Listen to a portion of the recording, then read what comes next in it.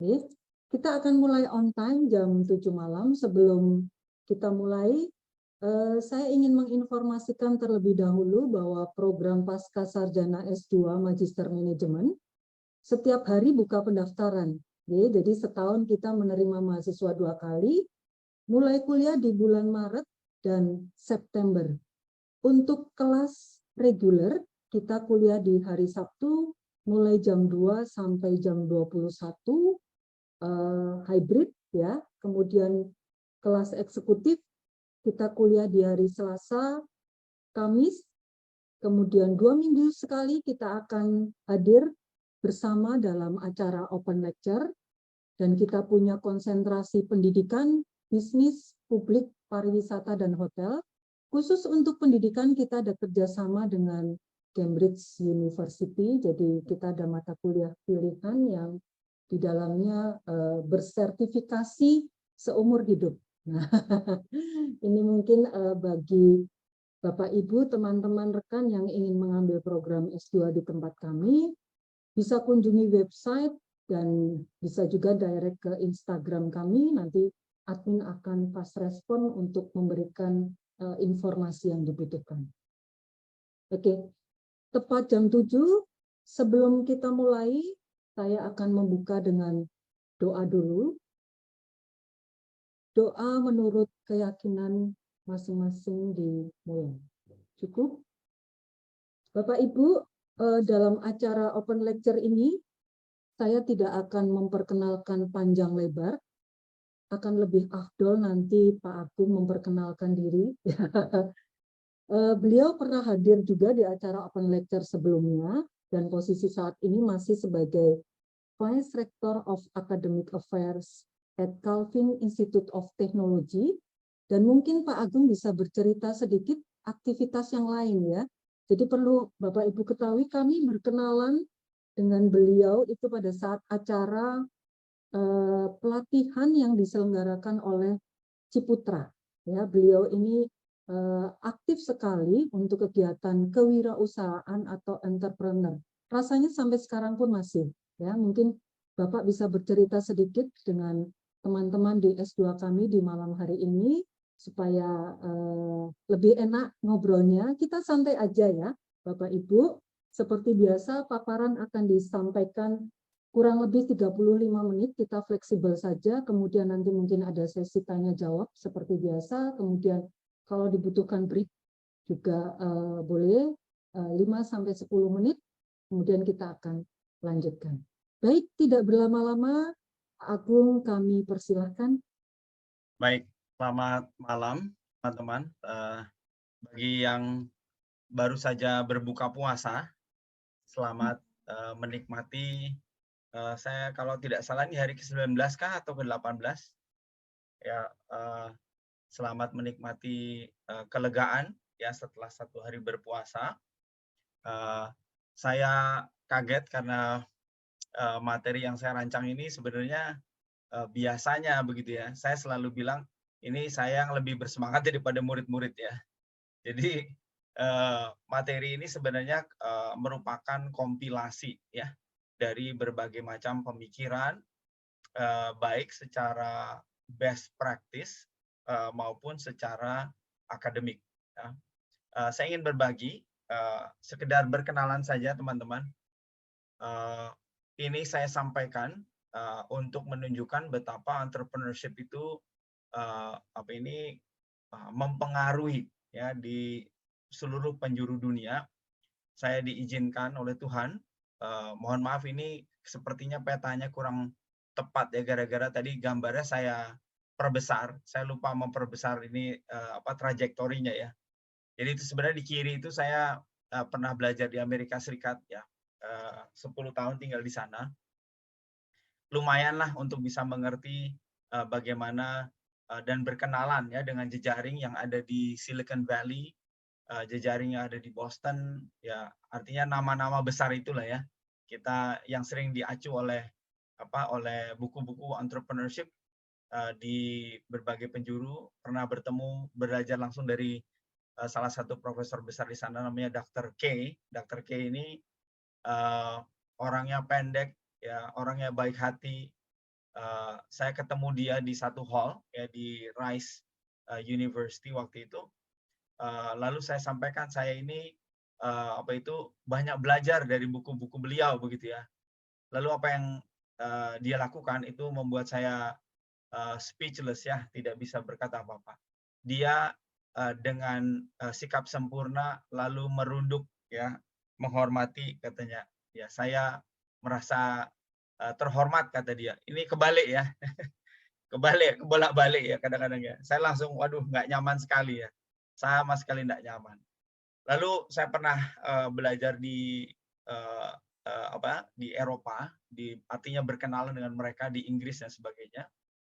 Lalu di jajaran Saudi, di jajaran Arab, ya, saudara akan surprise bahwa begitu banyak anak-anak muda di Arab, terutama di daerah-daerah yang dikuasai oleh, artinya secara administratif dikuasai oleh beberapa syekh ya, seperti misalkan Dubai.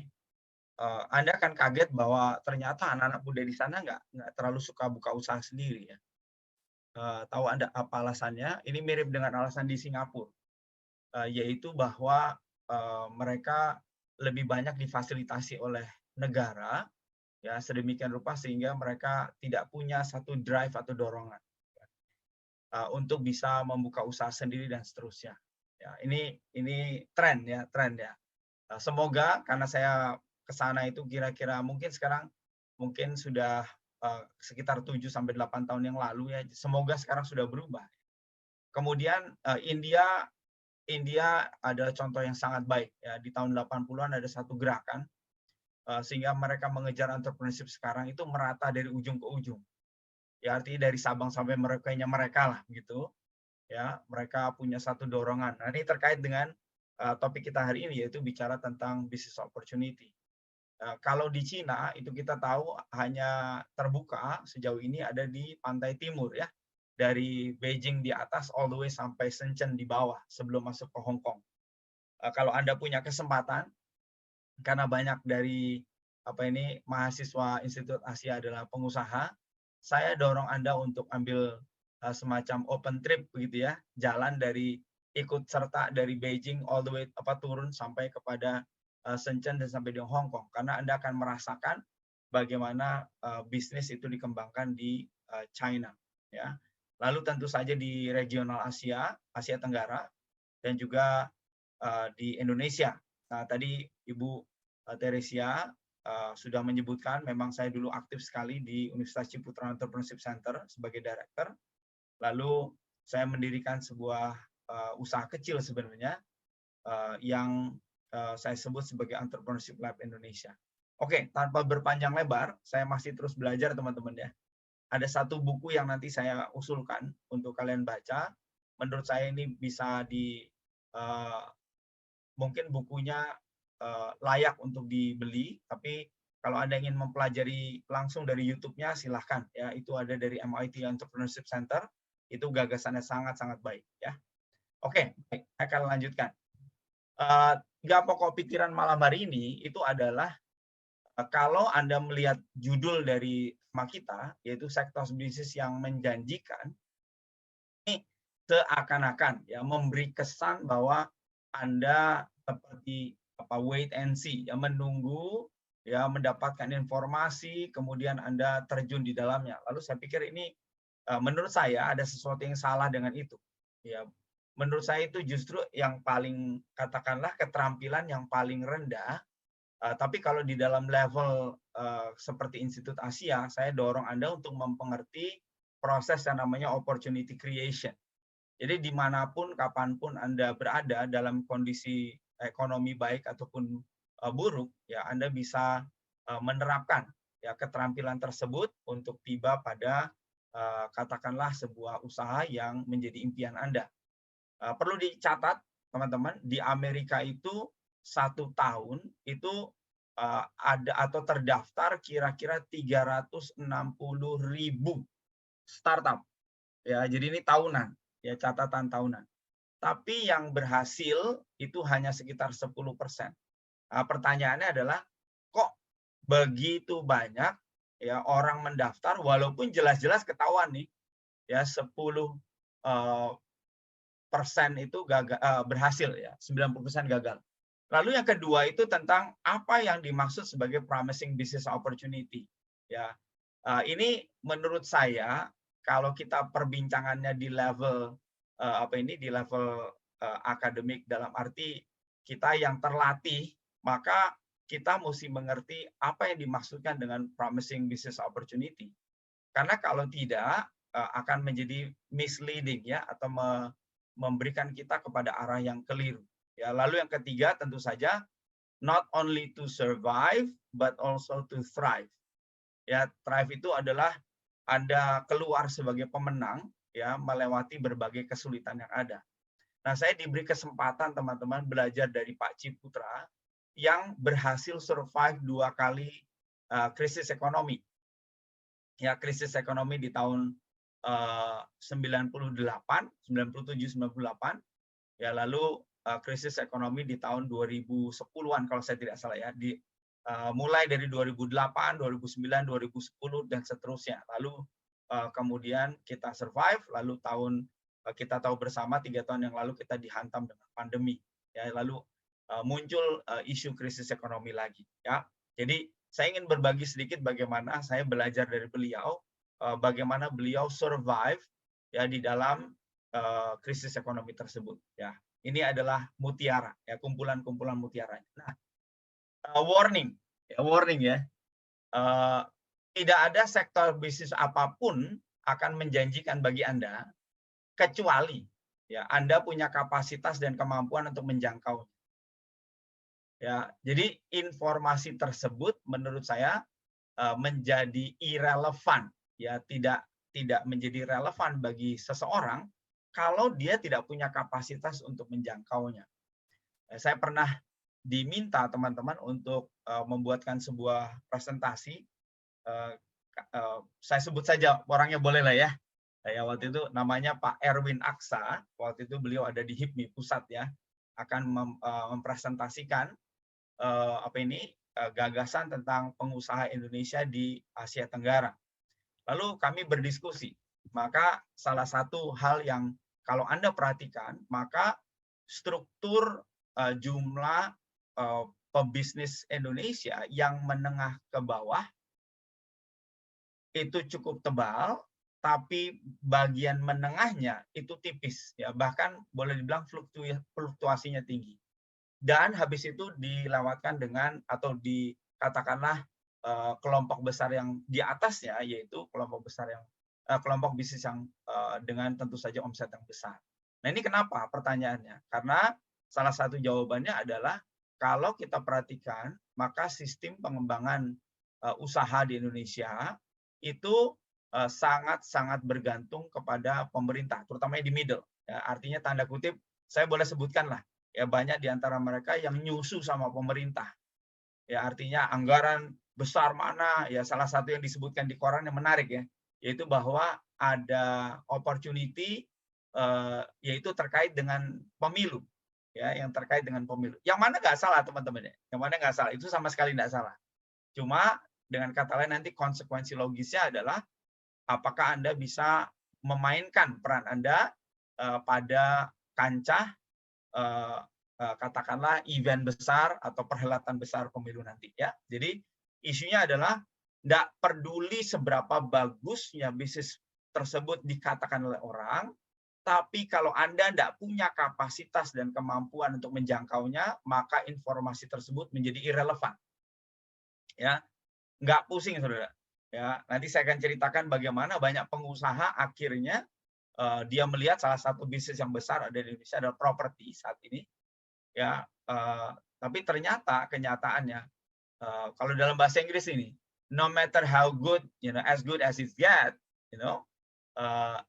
they cannot do it, they cannot assess it, yeah, because they don't have capacity and ability to manipulate the opportunity, ya, to utilize the opportunity. Akhirnya apa yang terjadi?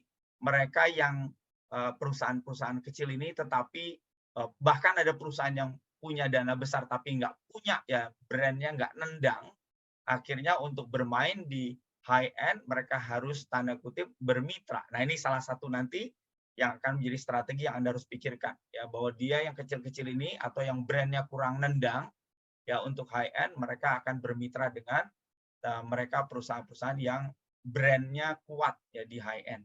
Oke, nah sekarang saya akan masuk pada bagian ini. Saudara, kita di Ramadan, ya, ini selalu menjadi apa? Saya mohon izin ya, tidak bermaksud merendahkan Anda, tapi kenyataannya orang-orang yang bahkan CEO-CEO yang pernah masuk di dalam kelas saya, ternyata mereka tidak memiliki satu pemahaman yang clear cut, ya, jelas apa yang dimaksud dengan business opportunity. Ya, saya bertanya dulu deh, kalau gitu ya. Ini apa Anda ini ya, Anda bisa refleksi lah ya, refleksi. Apa yang dicari orang saat Ramadan? Nah, ini kebanyakan langsung yang muncul adalah tajil ya. Yang muncul biasanya tajil ya. Ya, lalu apa? Ya tentu saja kalau dalam kelas kecil ya, ini menjadi sebuah kegiatan yang seru ya. Pertanyaan berikutnya, berapa umur peluang ini? Ya, berapa panjang umur peluang ini? Ya, maka orang mengatakan 1 bulan Pak Agung. Ya, katakanlah misalkan tambah dengan promosi 2 minggu, lalu cuci gudang seminggu begitu ya. Jadi kira-kira tambah 3 minggu lah. Ya, atau tambah 4 minggu enggak apa-apa. Ya, 2 minggu depan, 2 minggu belakang. Katakanlah jadi 2 bulan. Tapi is it really true? Ya, lalu kemudian siapa calon pembelinya dan berapa jumlah mereka? Ya. Dan terakhir, berapa rupiah untung yang bisa diperoleh. Nah, kalau Anda cek beneran, nah lagi-lagi kenapa saya ngomong begini, karena ini adalah di level akademik yang harusnya saya sebutkan Anda memiliki business common sense atau intuisi yang tajam.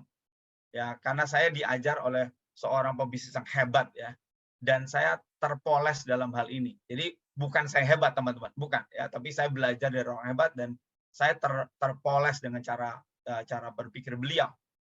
Nah, kalau Anda perhatikan teman-teman, ini banyak orang yang salah. Saya beri contoh ya, satu ya. Tajil, Saudara. Tajil ya. Mungkin langsung aja ke ujung. Ada berapa banyak orang yang memulai bisnis tajil lalu bangkrut? Nah, ini nanyanya jangan sama bapak-bapak, nanyanya sama ibu-ibu. Karena yang memulai bisnis tajil banyak kan ibu-ibu, bukan bapak-bapak ya. Dan mereka akan setuju mengatakan banyak sekali yang bangkrut, Pak. Betul, bangkrut. Kenapa? Karena mereka pikir bahwa semua orang yang menyambut Ramadan atau yang merayakan Ramadan atau yang melaksanakan ibadah puasa adalah pembeli mereka. Dan mereka begitu pede banget begitu ya. Mereka lupa bahwa tidak semua di antara mereka yang melaksanakan ibadah puasa itu akan datang kepada bisnis mereka dan kemudian membeli ya. Nah, sehingga kalau kita simpulkan dengan cepat saja, maka kalau Anda mau tahu tentang sebuah business opportunity, maka Anda mesti mendapatkan hal pertama, indikator yang jelas. Ramadan merupakan indikator yang sangat-sangat jelas, betul ya? Begitu Ramadan masuk, maka perusahaan transportasi mulai berbenah, betul ya? Perusahaan, ya karena pasti akan ada ini nih, pasti akan ada pulang kampung ya, pasti akan ada traffic ya. Lalu perusahaan ekspedisi mulai berbenah, bersiap diri. Kenapa? Opportunity besar sekali, ya, perekonomian yang bergerak ya di tanda kutip diredistribusi ya oleh Ramadan ya itu besar sekali ya. Kenapa? Bagaimana tidak ya, sekian juta orang bermigrasi tanda kutip ya dari satu tempat ke tempat lain, kemudian membawa ya keuangannya untuk didistribusikan ya. Dengan berbelanja itu namanya mendistribusikan keuangannya di daerah masing-masing, betul ya. Nah, jadi indikatornya itu jelas.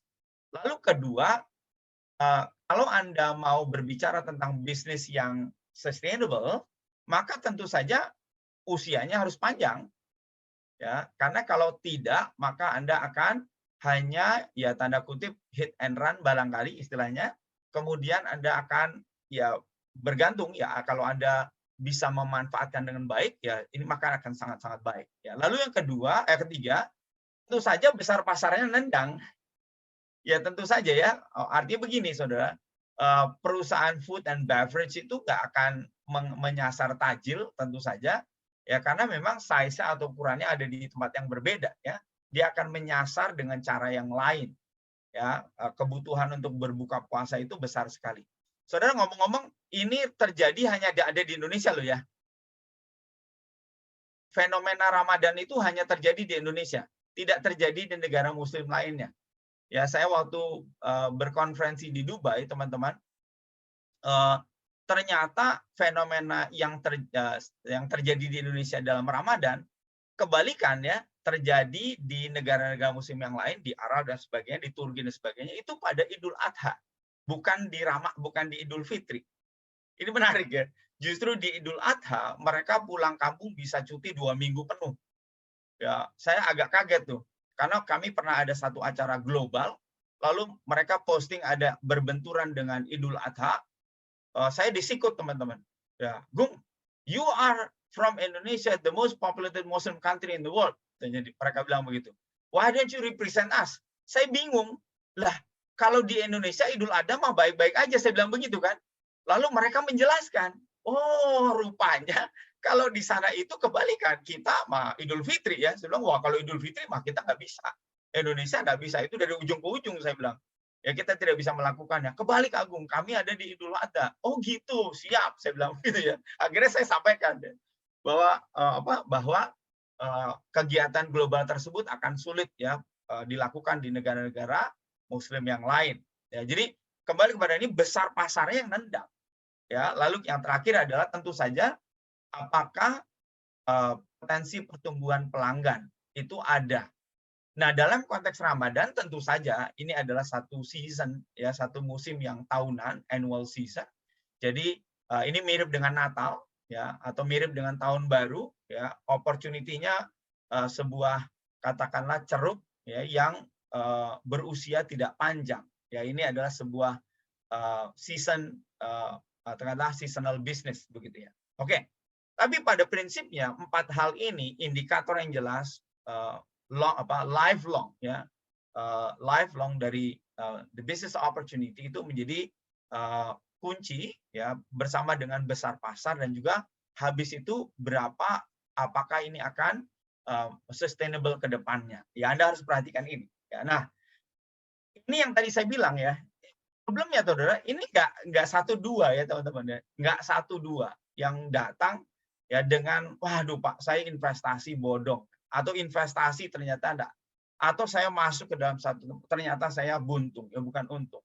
Nah ini menjadi sebuah motivasi ya bagi kita sekalian, bicara tentang business opportunity, apalagi di dalam kondisi pandemi, sama ya, hukumnya tetap sama. Anda tidak melakukan yang disebut dengan validasi atau business validation ya, dengan berbagai parameter yang ada, sama teman-teman ya, Anda akan mengalami buntung bukan malah untung ya. Jadi ini menjadi sebuah peringatan ya, sama seperti orang ini melihat sungai yang bening ya, lalu dia dengan sukacitanya lompat ke dalam sungai, dia tidak tahu di bawah sungai ada batu yang runcing seperti itu ya, lalu tentu saja ini sebuah karikatur ya, dia ditertawai oleh seekor ikan ya. Ya, ini merupakan sebuah gambaran bagaimana banyak orang tidak memiliki satu kepekaan ya terhadap business opportunity. Ya, akhirnya buntu. Nah, saya harus akui matriks ini sangat ampuh, teman-teman. Ya, kita sudah menguji ya ke Harvard University, ke Harvard Business School. Matriks ini kita sodorkan ya kepada salah seorang profesor di sana. Matriks ini lahir di Universitas Ciputra. Ya, jadi ini bukan punya saya, teman-teman. Ini adalah punya ketika kami ada di sana, saya dari sana. Jadi saya tampilkan logo di sini. Ya, ini milik dari boleh dibilang milik dari beberapa pimpinan dari Universitas Ciputra yang menekuni ini. Ya, lalu kami bersama-sama tentu saja. Nah, ini adalah matriks yang dengan gampang atau dengan mudah membantu Anda untuk melihat Anda ada di mana. Ya, saya akan mulai ya. Kalau permintaannya jelas, supply-nya jelas, seperti yang ada di dalam bulan Ramadan, ini yang masuk dalam kategori namanya opportunity recognition. Anda menyadari adanya peluang karena dua-duanya jelas. Permintaannya jelas, supply-nya jelas. Tapi menariknya teman-teman, menariknya ya, semoga semua mahasiswa di Institut Asia, terutama di pasca sarjananya, adalah a man of action. Ya, karena entrepreneurship tanpa action ya sudah hanya cuma jadi pemimpi ya. Itu salah satu kesulitan besar saya dari seorang saintis diubah oleh guru saya yaitu Pak Ciputra untuk benar-benar menjadi seorang atau orang yang berjiwa entrepreneur ya. Kenapa? Karena harus ada action. Ya. Nah, oke. Gampangnya Anda tahu begitu banyak orang memerlukan beras, ya, supply-nya juga ada jelas, ya, kecuali di beberapa tempat. Ya, Saudara, adakah yang dari Batam di sini? Kalau ada, ya Batam itu menarik ya. Batam itu pembelinya bukan dari Indonesia, yang diincar justru pembeli Malaysia dan Singapura ya. Ya, pembeli dari mereka. Ya, jadi Anda bawa beras ke sana tuh tanda kutip kayak bablas aja tuh. Kayak buang air ke garam tuh ya. Karena pasti akan dibeli, diserap oleh para turis dari Malaysia dan Singapura ya. Oke. Tapi ngomong-ngomong, kalau Anda tahu begitu tidak serta-merta Anda menjadi juragan beras loh. Betul ya? Ya, karena kebanyakan nggak ada action. Ya, karena kebanyakan nggak ada action. Ini salah satu cita-cita saya. Jadi juragan beras, saudara. Jadi punya toko kelontong ya. Nanti ini buat satu kesegaran ya. Lalu yang kedua, teman-teman, adalah kalau permintaannya nggak jelas, tapi supply-nya jelas. Nah, ini kalau saudara tahu, maka kerajinan masuk dalam kategori ini. Saya ikut meluncurkan yang namanya One Village One Product. Waktu itu zamannya Pak Hatta Rajasa. Saya udah bisik-bisik nih sama wakil deputi menterinya, Pak, jangan dorong Pak. Kenapa? Karena masuk dalam kategori ini, ya. Dan kalau Anda pelajari sejarahnya, maka kerajinan tangan Indonesia itu salah satu orang yang berperan dalam kemajuannya adalah, Anda pasti akan kaget ya, surprise ini. Yang berperan adalah ibu kandung Presiden Obama. Ya, waktu itu dia ada di Indonesia melakukan penelitian, peran dia adalah ikut mempromosikan bagaimana bisnis-bisnis kerajinan itu ada di Indonesia. Ya, pada saat itulah Obama berkenalan dengan menjadi anak menteng. Ya, lalu guyonannya kalau Anda mau jadi presiden Amerika Serikat, Anda silahkan lulus SD di Indonesia katanya. Ya, karena Obama lulus SD di Indonesia jadi presiden Amerika Serikat, begitu ya. Oke, ini disebut sebagai opportunity seeking. Kalau yang tadi pertama itu semuanya serba jelas, yang satu ini ilmunya naik. Ya, kalau Anda belajar yang namanya marketing, Anda akan tahu bahwa opportunity seeking ini sangat bergantung kepada Anda bisa jualan atau enggak. Kalau Anda nggak bisa jualan, ya dari yang ekstrim kanan artinya dengan tulus ya sampai ekstrim kiri manipulasi, ya pakai gendar dan lain sebagainya. Salah satu korbannya adalah ayah saya, begitu ya. Baru pulang keluar dari bank untuk ambil uang pensiun, beberapa juta bablas disuruh beli barang ya, yang buat saya nggak ada gunanya gitu ya. Ya anyway ya sudahlah. Ya oke. Jadi ini opportunity seeking. Lalu yang berikutnya, kalau Anda masuk kepada bagian ini dan Anda perhatikan, maka begitu banyak orang yang menjadi, saya gunakan istilah ini, ya sangat berhasil bahkan kaya raya karena mengelola dua peluang di bawah ini, bukan yang di atas. Kalau di atas Anda sangat memerlukan network yang besar sekali untuk bisa besar, ya. Tapi kalau yang di bawah, saudara, ini permintaannya jelas, supply-nya tidak jelas. Kalau Anda berhasil ya mengelola ini, maka Anda akan benar-benar kaya raya. Kenapa? Karena orang-orang mencari itu, tapi tidak ada yang bisa menyuplai. Nah, ini disebut sebagai opportunity discovery. Ya, ini contoh yang banyak dilakukan adalah biasanya di daerah atau wilayah medis, wilayah teknis. Facebook dulu pertama kali muncul juga, maaf bukan Facebook, tapi obat-obatan ya. medical staff itu banyak menghasilkan, termasuk juga boleh mungkin saya bisa sebutkan Dr. Bun ya. Dr. Bun, ada yang kenal Dr. Bun? Nggak ada yang resign ya. Dr. Bun itu adalah pendirinya Kalbe ya, dan Ibu Marta Tilaar ya. Ibu Marta Tilaar itu mentornya Ibu Marta Tilaar ada Dr. Bun ya. Jadi kedua ini orang ini punya satu kemampuan untuk masuk dalam opportunity discovery ya, kemudian mereka mengelolanya dan membesarkannya. Nah, yang terakhir teman-teman, ini yang merupakan boleh dibilang ilmu yang ultimat ya kalau menurut saya. Karena kalau Anda bisa menguasai satu ini, maka Anda akan bisa berefleksi dan memiliki satu kepekaan seperti beberapa bisnis yang saat ini muncul. Yang menurut saya unik-unik menurut saya. Ya, mereka merupakan bisnis yang masuk dalam kategori opportunity creation. Ya, permintaannya nggak jelas sebenarnya awal-awalnya. Ya, supply-nya juga nggak jelas, tetapi bukannya nggak jelas, teman-teman. Jadi permintaannya bukan nggak jelas, tapi permintaannya merupakan permintaan yang laten. Artinya sebenarnya itu ada di sana sudah cukup lama, cuma ya mereka tidak tersalurkan. Ya. Nah, salah satu yang merupakan, saya nanti beri contoh atau Anda bisa cari sendiri ya di YouTube ya. Silahkan Anda, saya yakin Anda punya semuanya karena Anda punya HP, apalagi punya HP Samsung. Maka kalau Anda perhatikan Samsung itu bukan pemproduksi HP teman-teman awalnya ya. Ya, Samsung itu bukan pemroduksi HP, tapi ada satu yang diamati ya. Tadi saya tonton ulang ya, bahwa perusahaan yang pertama kali menghasilkan dual camera ya lalu diletakkan di HP adalah Samsung. Ya, jadi Samsung adalah perusahaan pertama yang melihat bahwa ada sekian banyak orang, sekitar 67% ya. 67% orang berusia di bawah 45 tahun itu kebanyakan album fotonya tentang diri sendiri. Lalu yang kita kenal sebagai selfie.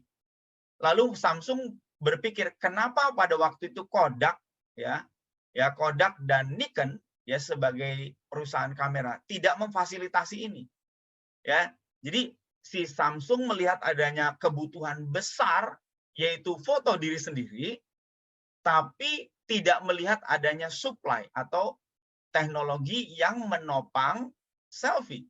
Ya, karena Kodak dan Nikon pada waktu itu merupakan kamera biasa. Ini kalau Anda seorang fotografer, maka Anda akan tahu ya, dalam istilah mereka, Anda akan ditanya agamamu apa? Kodak.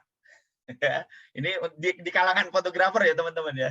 Ya Kodak atau Nikon lah kira-kira begitu ya. Nah, tapi mereka dua produk ini tidak memfasilitasi kebutuhan besar yaitu laten untuk selfie. Lalu Samsung masuk dengan sebuah eksperimen yaitu blind testing di mana kamera yang diproduksi oleh Samsung menghasilkan gambar yang juga dijajar bersamaan dengan fotonya atau gambar dari Kodak dan Nikon. Hasilnya menarik. Orang tidak bisa membedakan ya mana yang Samsung, mana yang hasil dari Samsung, mana yang hasil dari Kodak dan Nikon. Apa yang terjadi adalah ini merupakan indikasi bahwa kualitas kamera Samsung itu mendekati kualitas atau tidak bisa dibedakan oleh pelanggan pada waktu itu. Dan akhirnya mereka memutuskan untuk masuk ke dalam memproduksi yang namanya dual camera di dalam HP Anda.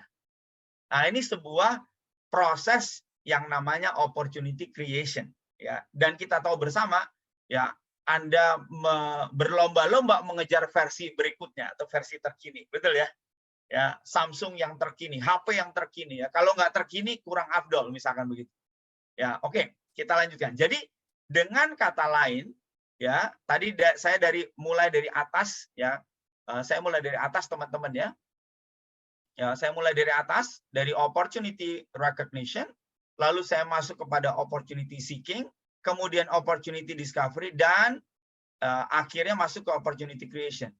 Boleh dibilang kalau Anda masuk seperti di dalam karate, ya maka opportunity creation adalah ban hitamnya. Ya, ini adalah satu keterampilan yang sangat-sangat diimpi-impikan oleh begitu banyak entrepreneur untuk bisa dilakukan bagi perusahaannya. Ya, oke, saya akan melanjutkan. Nah, sehingga tuh teman-teman dalam konteks ini, ya, oke sebentar. Dalam konteks ini, pertanyaannya adalah apa yang menjadi senjata? Maka jawabannya jelas, yaitu innovation. Nah, cuma saya mohon maaf ini ya, saya menjadi salah satu juri nasional inovasi nasional, bahkan di dalam akademisi inovasi, ya mohon maaf tidak bermaksud menjelekkan, ternyata banyak yang salah kaprah ya. Mereka tidak mengerti apa itu inovasi. Mereka pikir yang namanya produk baru, barang baru, ya semuanya serba baru, lalu mereka klaim itu innovation. Ya jawabannya enggak. Ya jawabannya salah, teman-teman. Itu bukan innovation. Kenapa? Yang menjadi bukti bahwa sesuatu produk baru atau sesuatu jasa baru adalah inovasi adalah keberhasilan di market. Ya, jadi ya wait and see. Anda bisa lihat beberapa kompetisi apa itu inovasi nasional. Kalau saya berbincang dengan teman-teman dari BPPT ya, dari LIPI yang sekarang menjadi BRIN begitu ya. Mereka bilang Mas Agung kayak Mas Agung nggak tahu aja ya. Kayak nggak tahu aja ya. Itu ada ya nanti kita lihat lah berapa yang sampai bergulir sampai di pasar dan bertahan di pasar. And that's innovation. Ya itu adalah inovasi. Jadi inovasi validasinya hakimnya adalah pasar. Ya kalau Anda nggak berhasil di pasar ya belum tentu disebut sebagai inovasi. Ya jadi kenapa demikian? Karena ini ya Peter Drucker mengatakan innovation is the specific instrument of entrepreneurship. The act that endows resources with a new capacity to create wealth. Jadi kalau Anda mengerti ini, maka sebenarnya kalau dipikir-pikir, judul seminar kita agak tidak relevan. Ya, kenapa? Karena kalau Anda memiliki kapasitas untuk menciptakan kekayaan, dimanapun Anda berada, kapanpun Anda berada, Anda mampu melakukannya. Itu maksudnya. Ya, sehingga nanti saya buktikan ya teman-teman ya, saya ngambil beberapa sumber, mereka klaim ya secara media minimal, ya saya tidak tahu apakah mereka melakukannya demi media, mereka tidak sadar bahwa orang sedang mencari dengan tulus ya informasi tersebut, tetapi tidak mendapatkannya. Bahkan Chambers of Commerce tidak sanggup melakukan atau memaparkan lalu memberikan janji yang promising, karena memang tidak ada janji teman-teman. Ya ini merupakan sebuah perjalanan ya journey dari atau perjalanan perusahaan ya menemukan lalu menemukan atau bahkan menciptakan opportunity, kemudian melakukan satu kegiatan untuk memanipulasi dalam arti positif ya, menggunakan kesempatan itu untuk menciptakan kekayaan.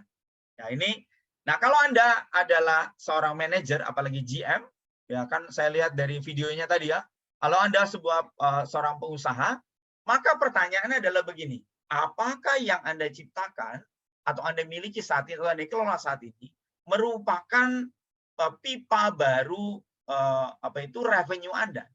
Ya, ini menjadi pertanyaan penting. Jadi buktinya adalah kalau Anda seorang GM, ini saya tantang GM, begitu banyak GM ya teman-teman ya. Saya banyak diundang di perusahaan-perusahaan besar, BUMN besar. Lalu saya challenge begini, tantang itu artinya positif ya, challenge ya. As a teacher ya, we need to challenge our students ya. Saya tantang begini, saya challenge ya. Ini saya pernah diundang di bank besar sekali ya. Lalu saya bilang begini, ayo para GM dan para para katakanlah grup head begitu. Apakah Anda pernah menciptakan pipeline baru dalam revenue Anda? Hampir semua mengatakan tidak ada. Hanya 1-2 yang mengatakan mereka bisa. Ya, selain masalahnya adalah karena biasanya kalau perbankan itu punya yang namanya BizDev sendiri, ya satu tim sendiri, yang lain nggak perlu cawe-cawe begitu, yang lain merupakan line of distribution begitu ya. Nah, sehingga kembali kepada bagian ini teman-teman, maka yang perlu Anda kuasai sebenarnya adalah keterampilan atau kemampuan menciptakan ya a new capacity to create wealth. Ya, adalah inovasi. Jadi catatannya adalah bahwa Anda harus bisa melakukan inovasi yang sesungguhnya, bukan seperti yang dikatakan oleh banyak orang itu, yang mana menurut saya salah. Ya. Nah, ini dia. Jadi inovasi adalah creativity plus commercialization. Jadi validasinya adalah yang bawah, teman-teman. Ya, Anda tidak bisa klaim, ya, Anda boleh punya produk baru, Anda boleh punya jasa baru, apa baru, semuanya baru. Tapi tanpa yang di bawah, maka tidak menjadi inovasi. Tanpa ada validasi, ya, bahwa produk Anda diterima oleh pasar, maka kreativitas Anda belum bisa disebut sebagai inovasi. Ya, kalau Anda sebut, ya saya mau menyebutkan inovasi, ya boleh-boleh saja. Ya, enggak apa-apa. Ya, ada banyak orang yang mempertahankan harga dirinya untuk hanya seperti itu, ya sudah, ya apa boleh buat. Ya, tetapi di dalam by definition, it is not an innovation. Ya, saya pikir kita perlu clear dalam hal ini. Ya, oke. Kita lanjutkan, teman-teman. Ya, jadi pesan pertama malam hari ini adalah bicara tentang promising business opportunity. Nanti Anda akan lihat bahwa begitu banyak berita yang disampaikan atau informasi yang diberikan, menurut saya masih kabur, ya, vague. Kenapa? Karena akan ada validasi berikutnya, dan terutama adalah apakah, kalaupun memang demikian, apakah Anda punya kapasitas dan punya kemampuan untuk akses itu. Ya, baru habis itu Anda bisnis opportunity tersebut yang menjanjikan itu akan relevan dengan Anda. Ya, saya yakin Anda tidak akan datang ke tempat ini hanya untuk tahu daftar, ya, promising business gitu, habis itu ditinggal pergi. Ya, saya rasa enggak, ya. Ya Bu, ya, atau merupakan kewajiban mahasiswa baru ya mendengarkan, ya sudah lah, lumayan lah, ya. Tapi kalau yang lain sebagai pengusaha, tentu Anda berharap dong Anda bisa akses katakanlah bisnis opportunity tersebut.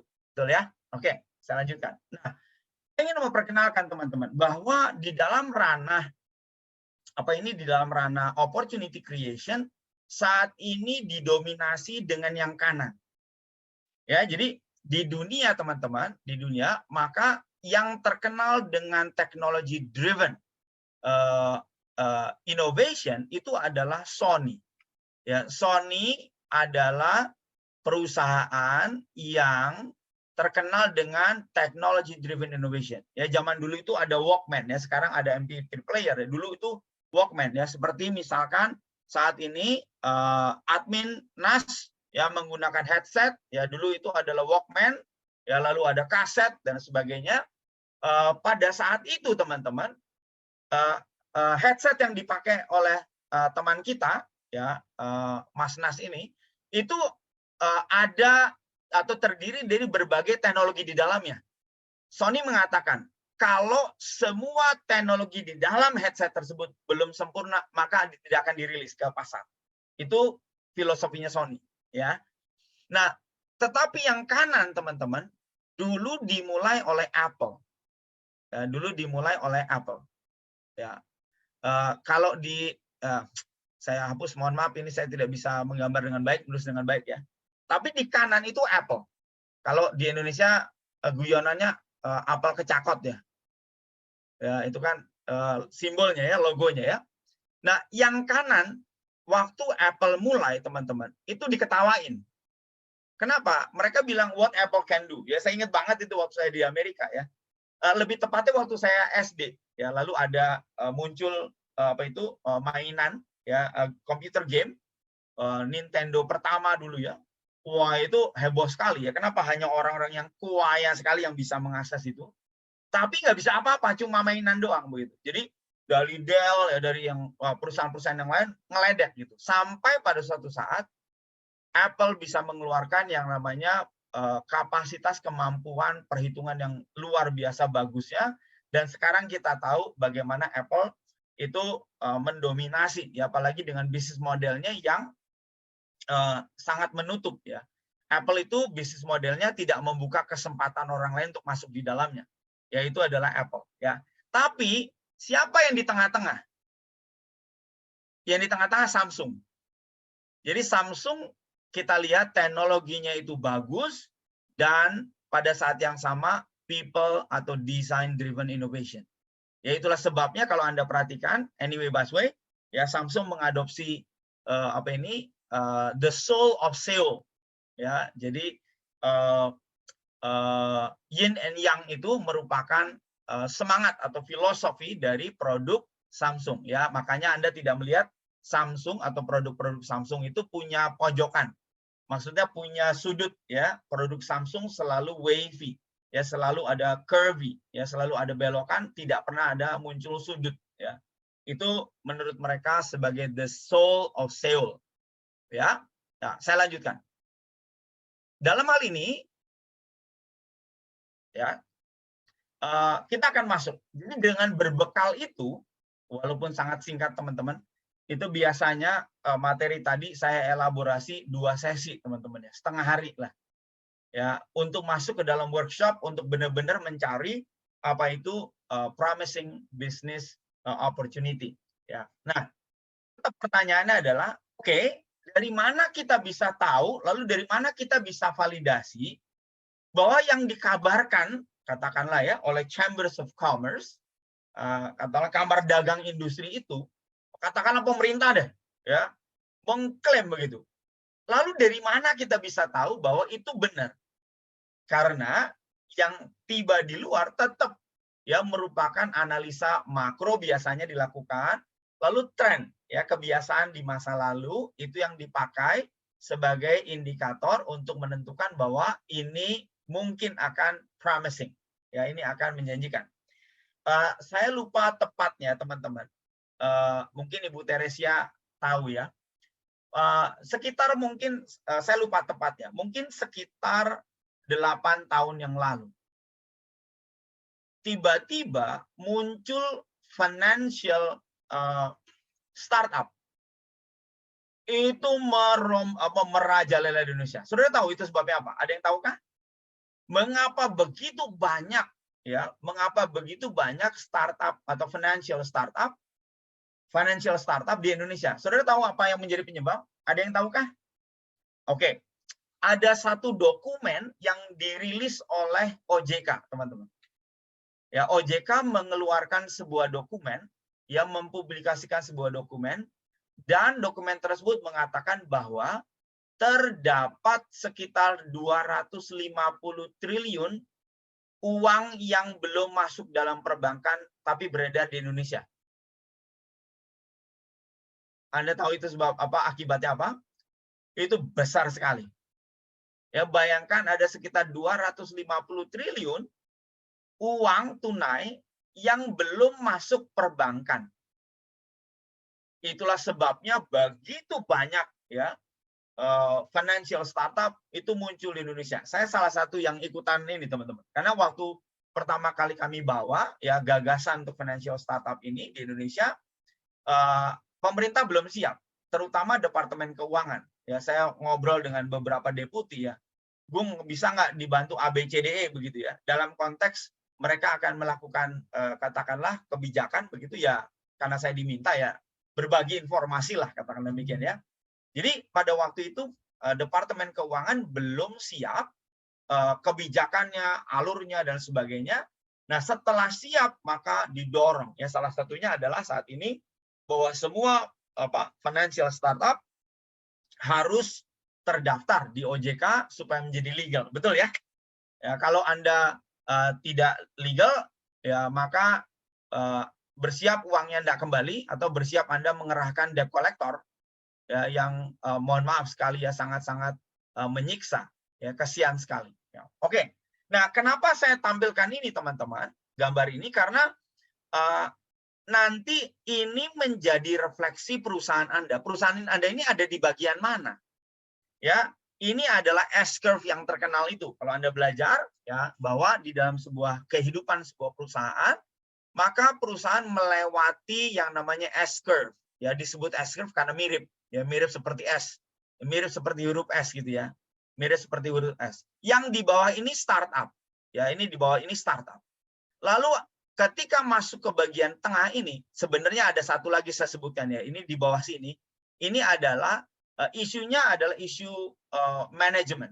Ya, Anda akan berhubungan dengan manajemen ya untuk bisa menyetabilkan ya operasional Anda, sedemikian rupa Anda bisa menikmati growth. Ya. Lalu ya ini ada scale ya, boleh boleh dikatakan demikian. Tapi setelah growth, Anda bersiap mature di atas. Ya, Anda bersiap mature di atas. Nah, problemnya adalah kalau Anda mengelola bisnis hanya dengan satu life cycle, teman-teman. Ya, jadi pertama isunya adalah Anda ada di bagian mana, ya, perusahaan Anda atau usaha Anda, apakah sudah mature, apakah baru di startup, atau saat ini sedang menikmati pertumbuhan. Ya, bisa jadi, ya, bersyukur untuk hal itu. Tapi ingat bahwa bisnis memiliki lifetime, ya. Pertanyaannya adalah kalau lifetime-nya sudah habis, sudah mendekati mature, apa yang mesti dilakukan? Nah, ini yang terkenal dengan series atau rangkaian S-curve yang harus Anda ciptakan berikutnya. Ya, jadi Anda punya S, maka yang berikutnya ada S lagi, maka ada berikutnya ada S lagi, dan seterusnya. Ini terkait dengan posisi Anda. Tapi kembali kepada pertanyaannya, apa kriterianya? Jawabannya sama seperti yang tadi Ramadan tadi, yaitu adalah bahwa ada indikator yang jelas, ada usia yang cukup panjang, ada besar pasar yang menendang, begitu ya, dan ada potensi pertumbuhan pelanggan. Ngomong-ngomong nih ya, bagi semua pemilik usaha, saya challenge nomor 3.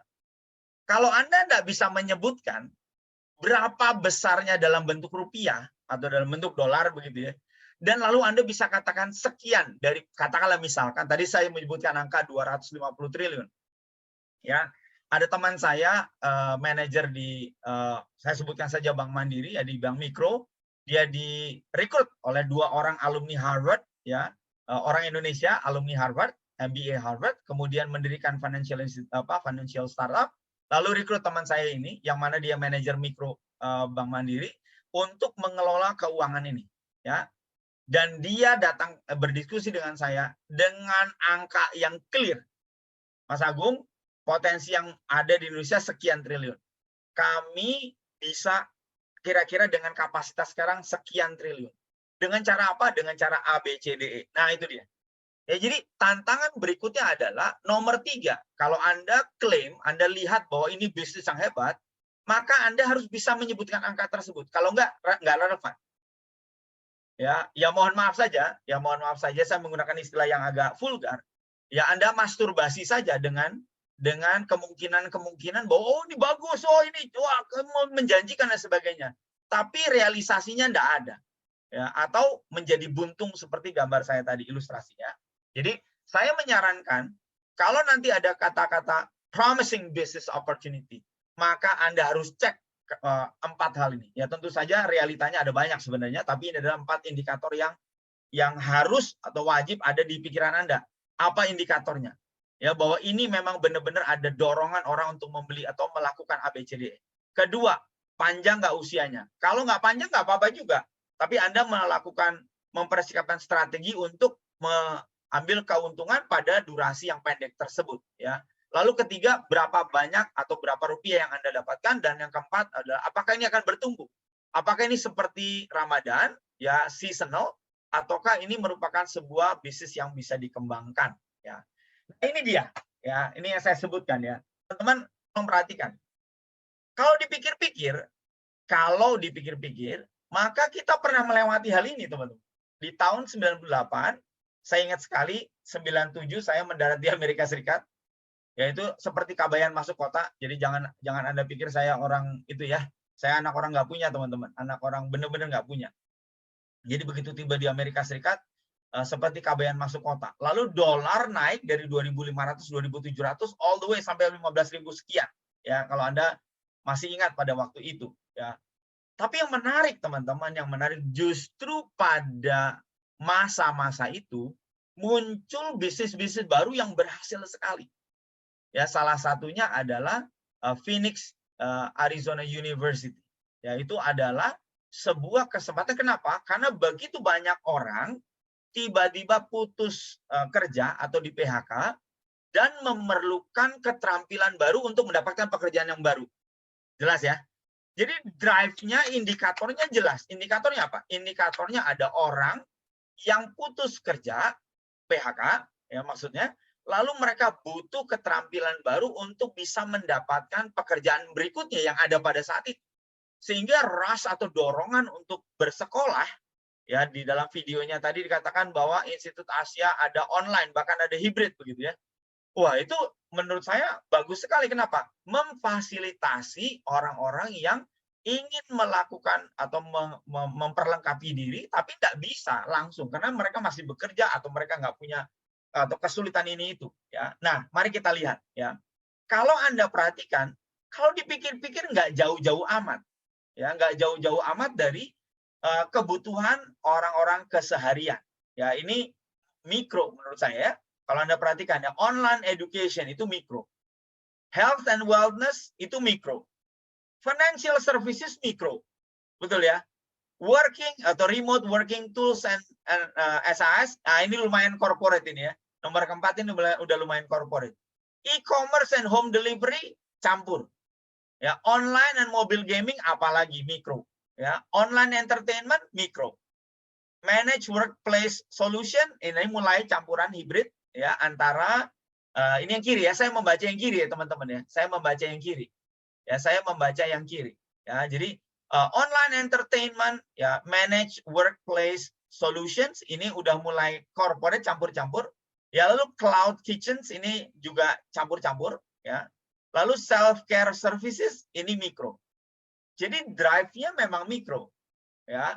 Lalu yang tengah sama, pakaian, food and beverage, fotografi, penyewaan peralatan maaf itu bayi ya, bukan Bayu ya. Bayu itu nama tengah saya, teman-teman. Mohon maaf ya.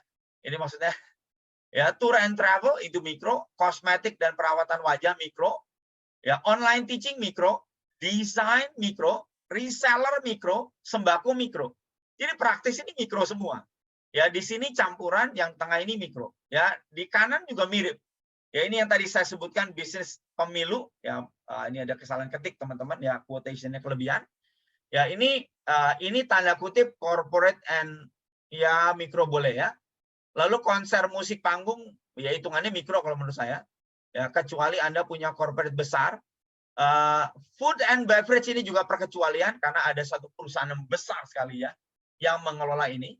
Ya, dan mereka juga mengelola, mereka punya anak-anak perusahaan dalam bentuk restoran-restoran besar ya. Lalu psikiater ini juga mikro. Nah, ini adalah yang menurut saya kalau Anda perhatikan secara mikro itu ditampilkan. Tapi lagi-lagi ini tidak akan menjadi relevan dengan Anda kalau Anda tidak punya kapasitas atau tidak punya kemampuan untuk akses itu semua. Apa yang menjadi pembeda entrepreneur dengan pengusaha-pengusaha biasa? Entrepreneur rata-rata mereka akan bermitra dengan orang yang ahli pada bidang itu, lalu mereka build up something bersama. Mereka bisa membangun sesuatu bersama-sama. Ya, karena ujungnya adalah apakah kita bisa melakukan opportunity creation ya pada momen-momen seperti ini. Ya. Nah, teman-teman, ini adalah contoh bagaimana proyeksi bisnis di dalam 2023 ditampilkan di website ya, begitu banyak website. Ini hanya 3 contoh saja. Ya, beberapa di antaranya yang dikeluarkan oleh Chambers of Commerce juga menurut saya enggak, ya mohon maaf, tidak berguna-berguna amat ya.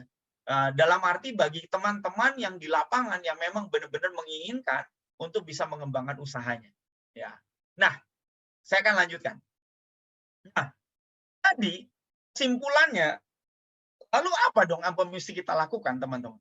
Kalau memang akhirnya ujung-ujungnya kita sendiri yang harus melakukan. Emang jawabannya iya. Ya, jadi jawabannya adalah Anda tidak bisa menggantungkan ya bisnis Anda kepada informasi yang diberikan kepada Anda. Misalkan ya barangkali ada yang berharap dari Anda, berharap kepada saya untuk mengatakan bahwa bisnis kosmetik lagi boom. Ya, Anda bisa meraup keuntungan dengan cara begini. Seperti yang disampaikan oleh para, ya mohon maaf ya, orang-orang yang ya saya tidak ingin menuduh ya, tapi buat saya ya boleh-boleh saja, sah-sah saja mereka mencoba meyakinkan untuk membangun jejaringnya, ya bahwa bisnis ini menarik dan sebagainya, ya sah-sah saja. Tetapi kenyataannya buntung, teman-teman. Nah, lalu apa yang harus dilakukan? Seperti pada gambar ini, Anda kalau memang benar-benar ingin membangun usaha ke depan pada masa pandemik atau pasca pandemik seperti ini, walaupun kita belum selesai ya pandemik ya. Hari ini kita tahu COVID di DKI naik lagi. Ya, jadi grafik yang ditampilkan oleh Pemda DKI naik lagi. Nah, kembali kepada bagian apa yang harus Anda miliki? Anda mesti punya entrepreneurial mindset, yaitu Anda mesti berburu, ya, mesti melakukan pemburuan, dalam hal ini melakukan observasi dan identifikasi apakah kita bisa melakukan usaha pada 4 kategori tadi, ya. Opportunity recognition, ya, opportunity seeking, opportunity discovery, atau opportunity creation. Anda punya ilmunya nyampe di mana, itu maksudnya. Ya, kalau Anda punya ilmu sampai di opportunity creation, maka Anda tahu, ya, sebagai contoh salah satunya adalah kopi kenangan. Ya, mungkin Anda akrab dengan itu, ya, atau yang saat ini saya lagi suka ya ST Indonesia begitu ya. Sebelumnya hebat nih ST Indonesia ya. Ini kan banyak orang Malang ya. Banyak orang Malang di sini ya. Siapa yang pernah ke Surabaya dan ke Sampurna House? Oh, House of Sampurna, maaf. Ibu Teresia? Belum Pak saya. Wah, mesti mampir. Mesti mampir karena inspirasi bisnisnya luar biasa. Ya. Jadi di dalam House of Sampurna itu Anda akan tahu Sampurna Group yang sebesar sekarang itu diawali oleh seorang Bapak Sampurna yang jualan teh, teman-teman.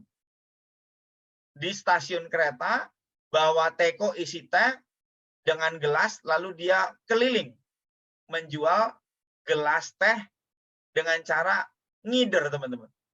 Ya, kalau sekarang ada yang namanya Starling ya, Starbucks keliling ya. Ya, sasetan kopi sasetan itu ya. Ya. Nah, kenapa poin saya begini? Karena teman-teman, karena orang satu ini terbukti, itu Bapak Sampurna terbukti dia berhasil menciptakan begitu banyak peluang ya, dan akhirnya membesarkan perusahaan. Nah, jadi pesan utamanya pada malam hari ini adalah bahwa kalaupun Anda mendapatkan informasi tentang promising business sector, maka toh Anda harus melakukan validasi terhadap informasi tersebut. Ya, terutama adalah pertanyaannya berapa banyak, berapa besar, berapa yang bisa diakses, bagaimana caranya, apakah Anda bisa melakukan dan mengakses opportunity tersebut. Kalau tidak, irrelevant.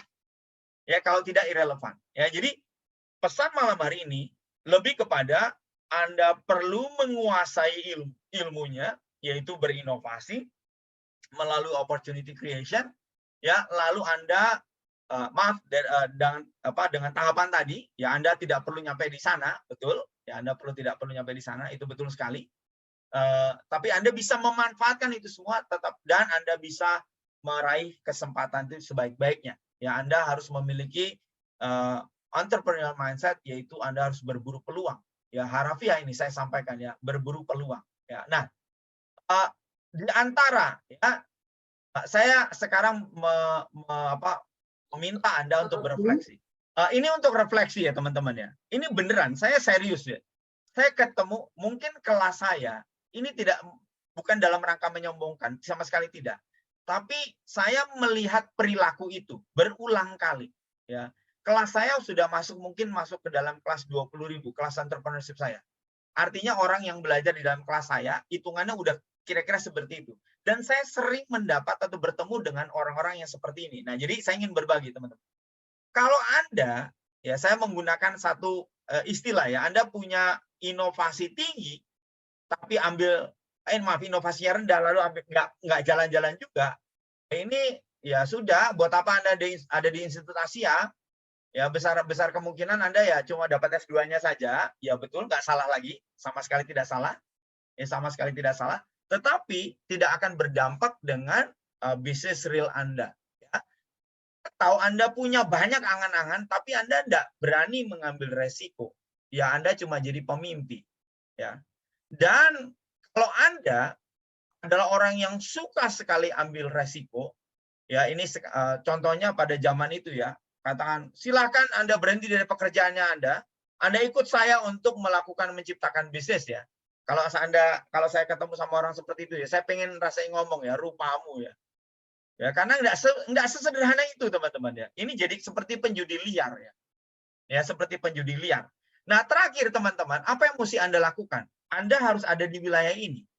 ya untuk tiba pada Anda bisa memanfaatkan the promising business sector tersebut. Ya.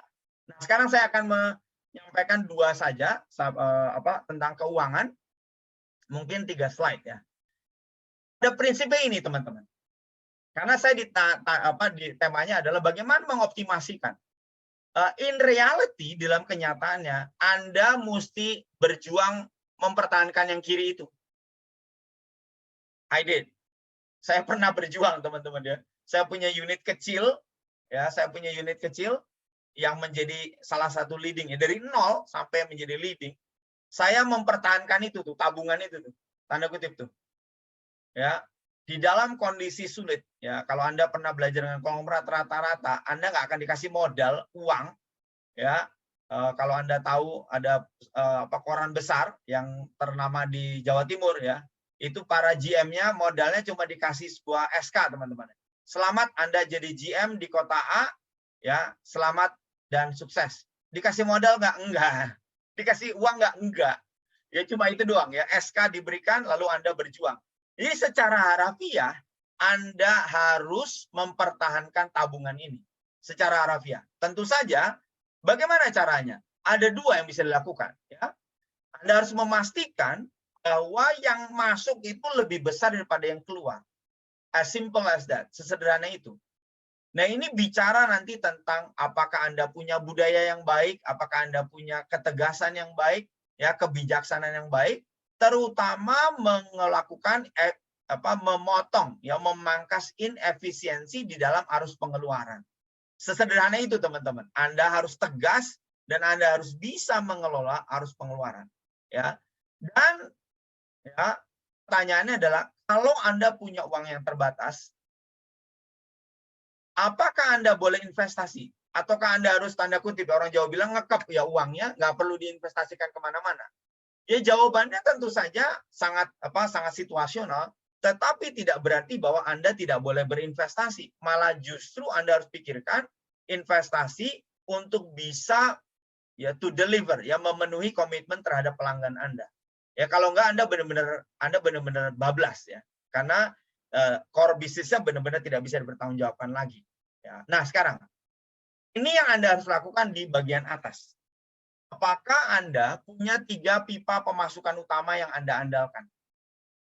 Ini harus atau wajib ya. Kalau Anda berhadapan dengan direksi di perusahaan besar, Anda seorang GM, pertanyaannya adalah unitmu itu punya 3 pipa pemasukan utama apa? Ini percakapan hari-hari, teman-teman. Ya, percakapan hari-hari. Lalu pipa tersebut Anda masukkan ke yang mana? Ya, ini percakapan hari-hari, teman ya. Jadi kalau Anda di level top management, ini percakapan hari-hari. Percakapan di mana Anda menghasilkan pemasukan, Anda bagaimana cara mengambilnya, ya. Dan Anda harus bisa memastikan bahwa ada aliran masuk, teman-teman. Ya, jadi ini bukan sebuah teori di dalam kelas, enggak. Ini hari-hari Anda akan bercakap-cakap seperti ini. Ya, kalau Anda di level top management di dalam sebuah perusahaan, ya, atau Anda merupakan seorang pemilik usaha. Ya, ini adalah percakapan hari ini. Jadi, apakah bagaimana menjawab pertanyaan bagaimana mengoptimalkan keuangan, ya, pengelolaan keuangan secara optimal? Maka dua hal ini harus secara harfiah, ya ini ibaratnya jadi kayak Anda berdiri di dalam itu ya, di dalam scale ya, scale itu ada timbangan. Anda harus di dalam kesehariannya memperhatikan ya cash flow dan sebagainya sedemikian rupa sehingga Anda sanggup untuk bisa menjalankan ya rotasi bisnis usaha Anda di dalam keseharian ya. Saya pikir ini saja untuk memicu ya pemikiran Bapak Ibu sekalian. Saya serahkan kepada Ibu Terry. Baik, terima kasih Pak Agung. Ya, saking asiknya mau di stop saya nggak tega. Bapak Ibu, sambil Pak Agung beristirahat sejenak, mungkin Bapak Ibu bisa mempersiapkan kira-kira ada pertanyaan yang ingin disampaikan kepada beliau. Di sesi pertama mungkin 3 dulu. Silahkan mau direct atau mau, oh tadi ada ya, 1 Bu Sulis ya. Oh boleh. Ya silakan. Iya, Baik, terima kasih Pak Agung. Luar biasa pencerahannya malam ini gitu ya. Banyak hal-hal baru yang kita dapatkan ya. Pertanyaan saya mungkin sederhana Pak. Ini berdasarkan apa namanya? Berdasarkan pengalaman saya sehari-hari gini Pak. Jadi kebetulan saya diminta oleh kantor itu untuk menangani pemuda yang apa namanya? Yang baru belajar entrepreneur gitu Pak. Jadi baru menumbuhkan minat pemuda ini untuk memulai wirausaha gitu. Nah, tapi kita berhadapan dengan situasi kondisi di mana mentality mereka ini sangat sangat rendah sekali gitu. Etos kerja yang ya etos kerja mereka ini kalau dalam perspektif saya itu tidak tahan banting, Pak. Sehingga kalau mereka membuat usaha itu ya seumur jagung ya. Ya, Apalagi kalau kita lengah itu, Pak. Kalau kita lengah-lengah udah hilang. Padahal dalam hal kita melakukan pembinaan itu kan ada cost yang dikeluarkan oleh pemerintah untuk itu. Nah, mungkin Bapak bisa berbagi tips nih Pak, bagaimana untuk memotivasi mereka supaya mereka tetap berada di track yang ada, kemudian mereka tetap komitmen nih. Kan di awal ya, kan mereka diminta untuk mengcreate tujuannya sehingga sampai ending gitu kan. Nah, tapi di tengah jalan ini tujuannya mereka buat tuh hanya sekedar ini saja, hanya sekedar apa namanya tujuannya tidak pernah sampai terrealisasi. Mungkin itu Pak Agung. Terima kasih banyak Pak Agung. ya. Selamat malam Pak Agung. Wah, ini terima kasih Pak Arifianto. Monggo, Bu Tere, apa saya jawab Ya, apa bagaimana? tiga-tiga ya Pak Agus ya. Oh, silakan, silakan. Berikutnya Pak Alwan Hendri. Pak Alwan mungkin mau direct atau saya bacakan? Ini ada pertanyaan dari Pak Alwan. Apakah setiap sektor dalam momentum atau tahunan ini kita jadi bisnismen dadakan, Pak? Hanya karena kita lihat peluang ini saja. Masukannya kemana ya, Pak? Opportunity yang bagus atau bagaimana? Ini, ya. Kemudian Pak Ajijiang, ya silakan Pak, direct. Jadi 3 pertama supaya bisa dijawab langsung nanti oleh Pak Agung. Silakan Pak Aji. Baik, selamat malam Pak Agung. Selamat Saya malam, Pak Aji dari kelas S1 Digital Marketing kelas full online. Baik. Jadi bagus materinya Pak. Tapi ada beberapa hal yang saya ingin tanyakan. Tadi Bapak waktu di awal Bapak berkata bahwa ada satu buku yang Bapak sarankan untuk kami pelajari.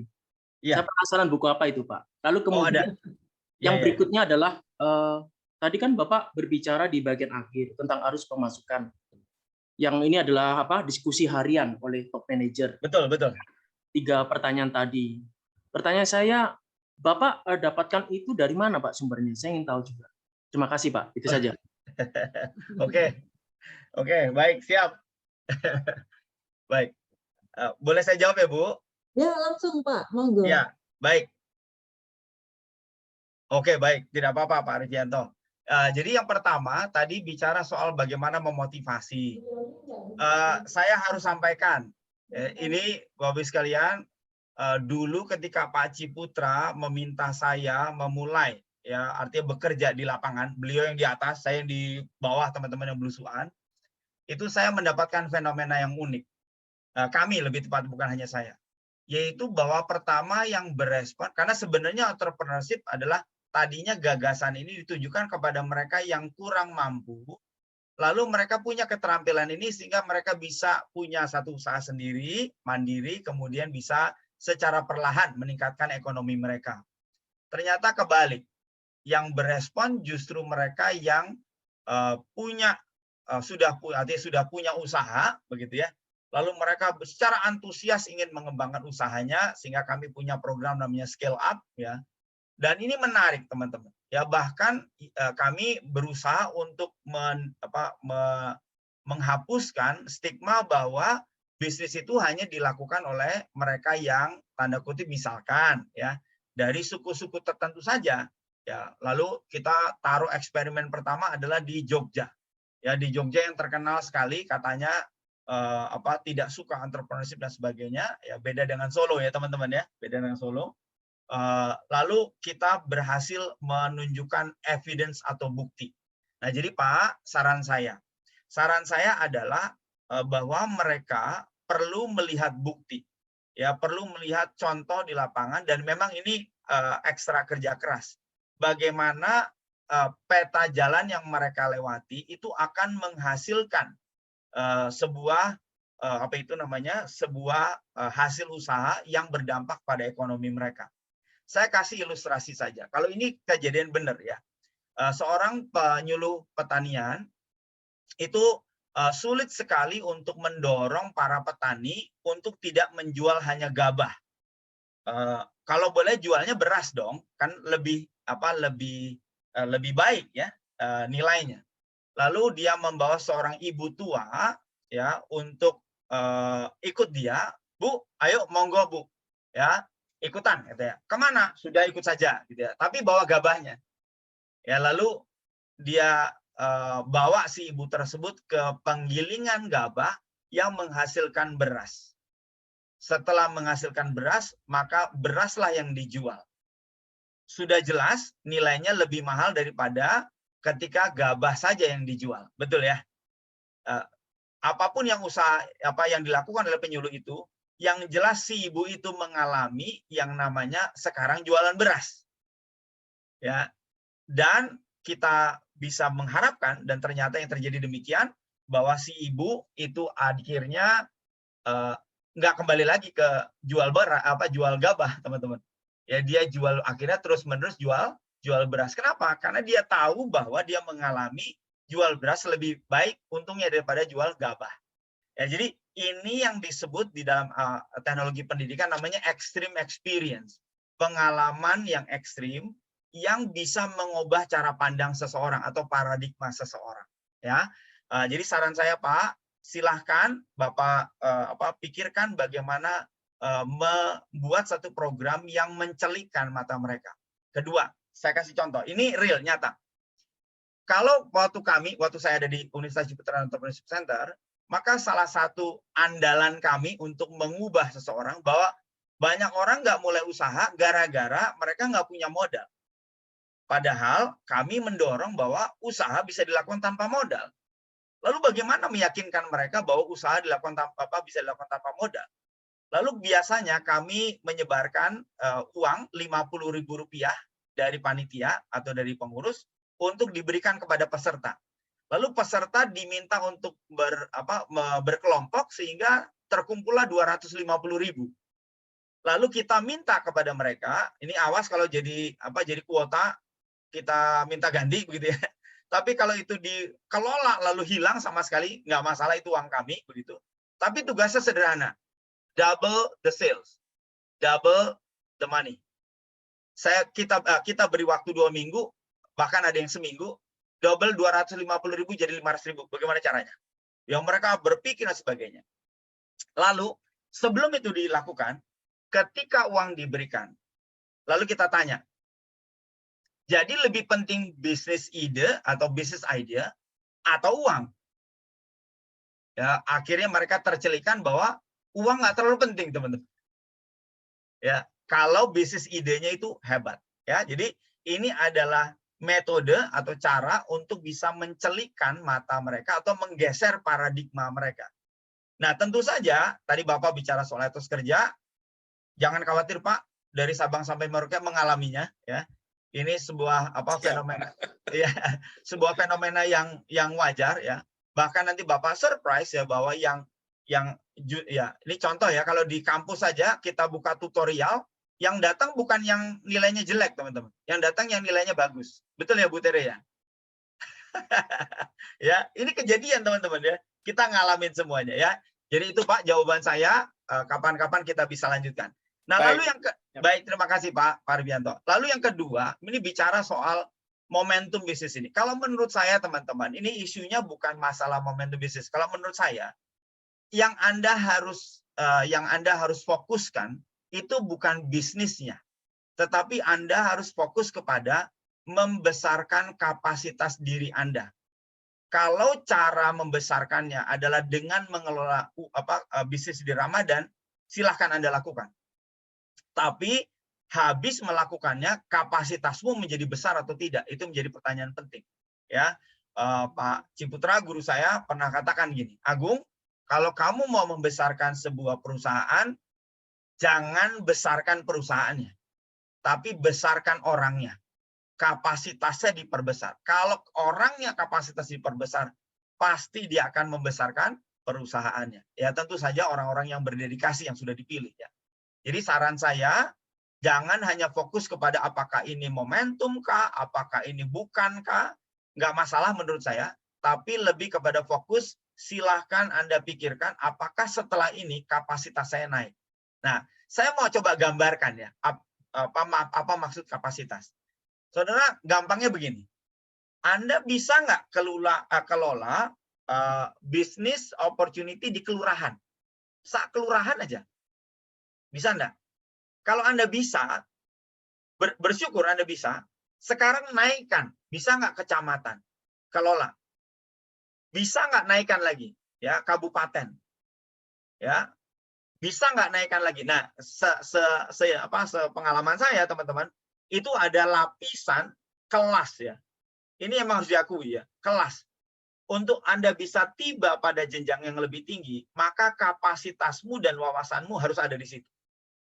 Ya, nah ini saya menyarankan ya, mohon jangan salah fokus ya, jangan salfok ya, jangan hanya masalah di bisnis saja, tapi pertanyaan adalah apakah kapasitasmu membesar. Begitu kapasitasmu membesar, percaya sama saya, Anda akan bisa menghasilkan keuangan atau menghasilkan keuntungan yang lebih besar.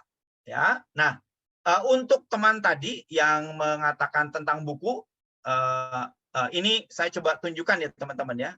Ini bukunya baik sekali, ya Anda silahkan lihat, bahkan di YouTube sudah ada, ya secara atau free lecture-nya sudah ada, ya Discipline Entrepreneurship, ada bahan-bahan PPT yang Anda bisa jangkau, ya. Tapi kalau Anda mau, ini presentasinya teman-teman ya, presentasinya ini free ya teman-teman ya.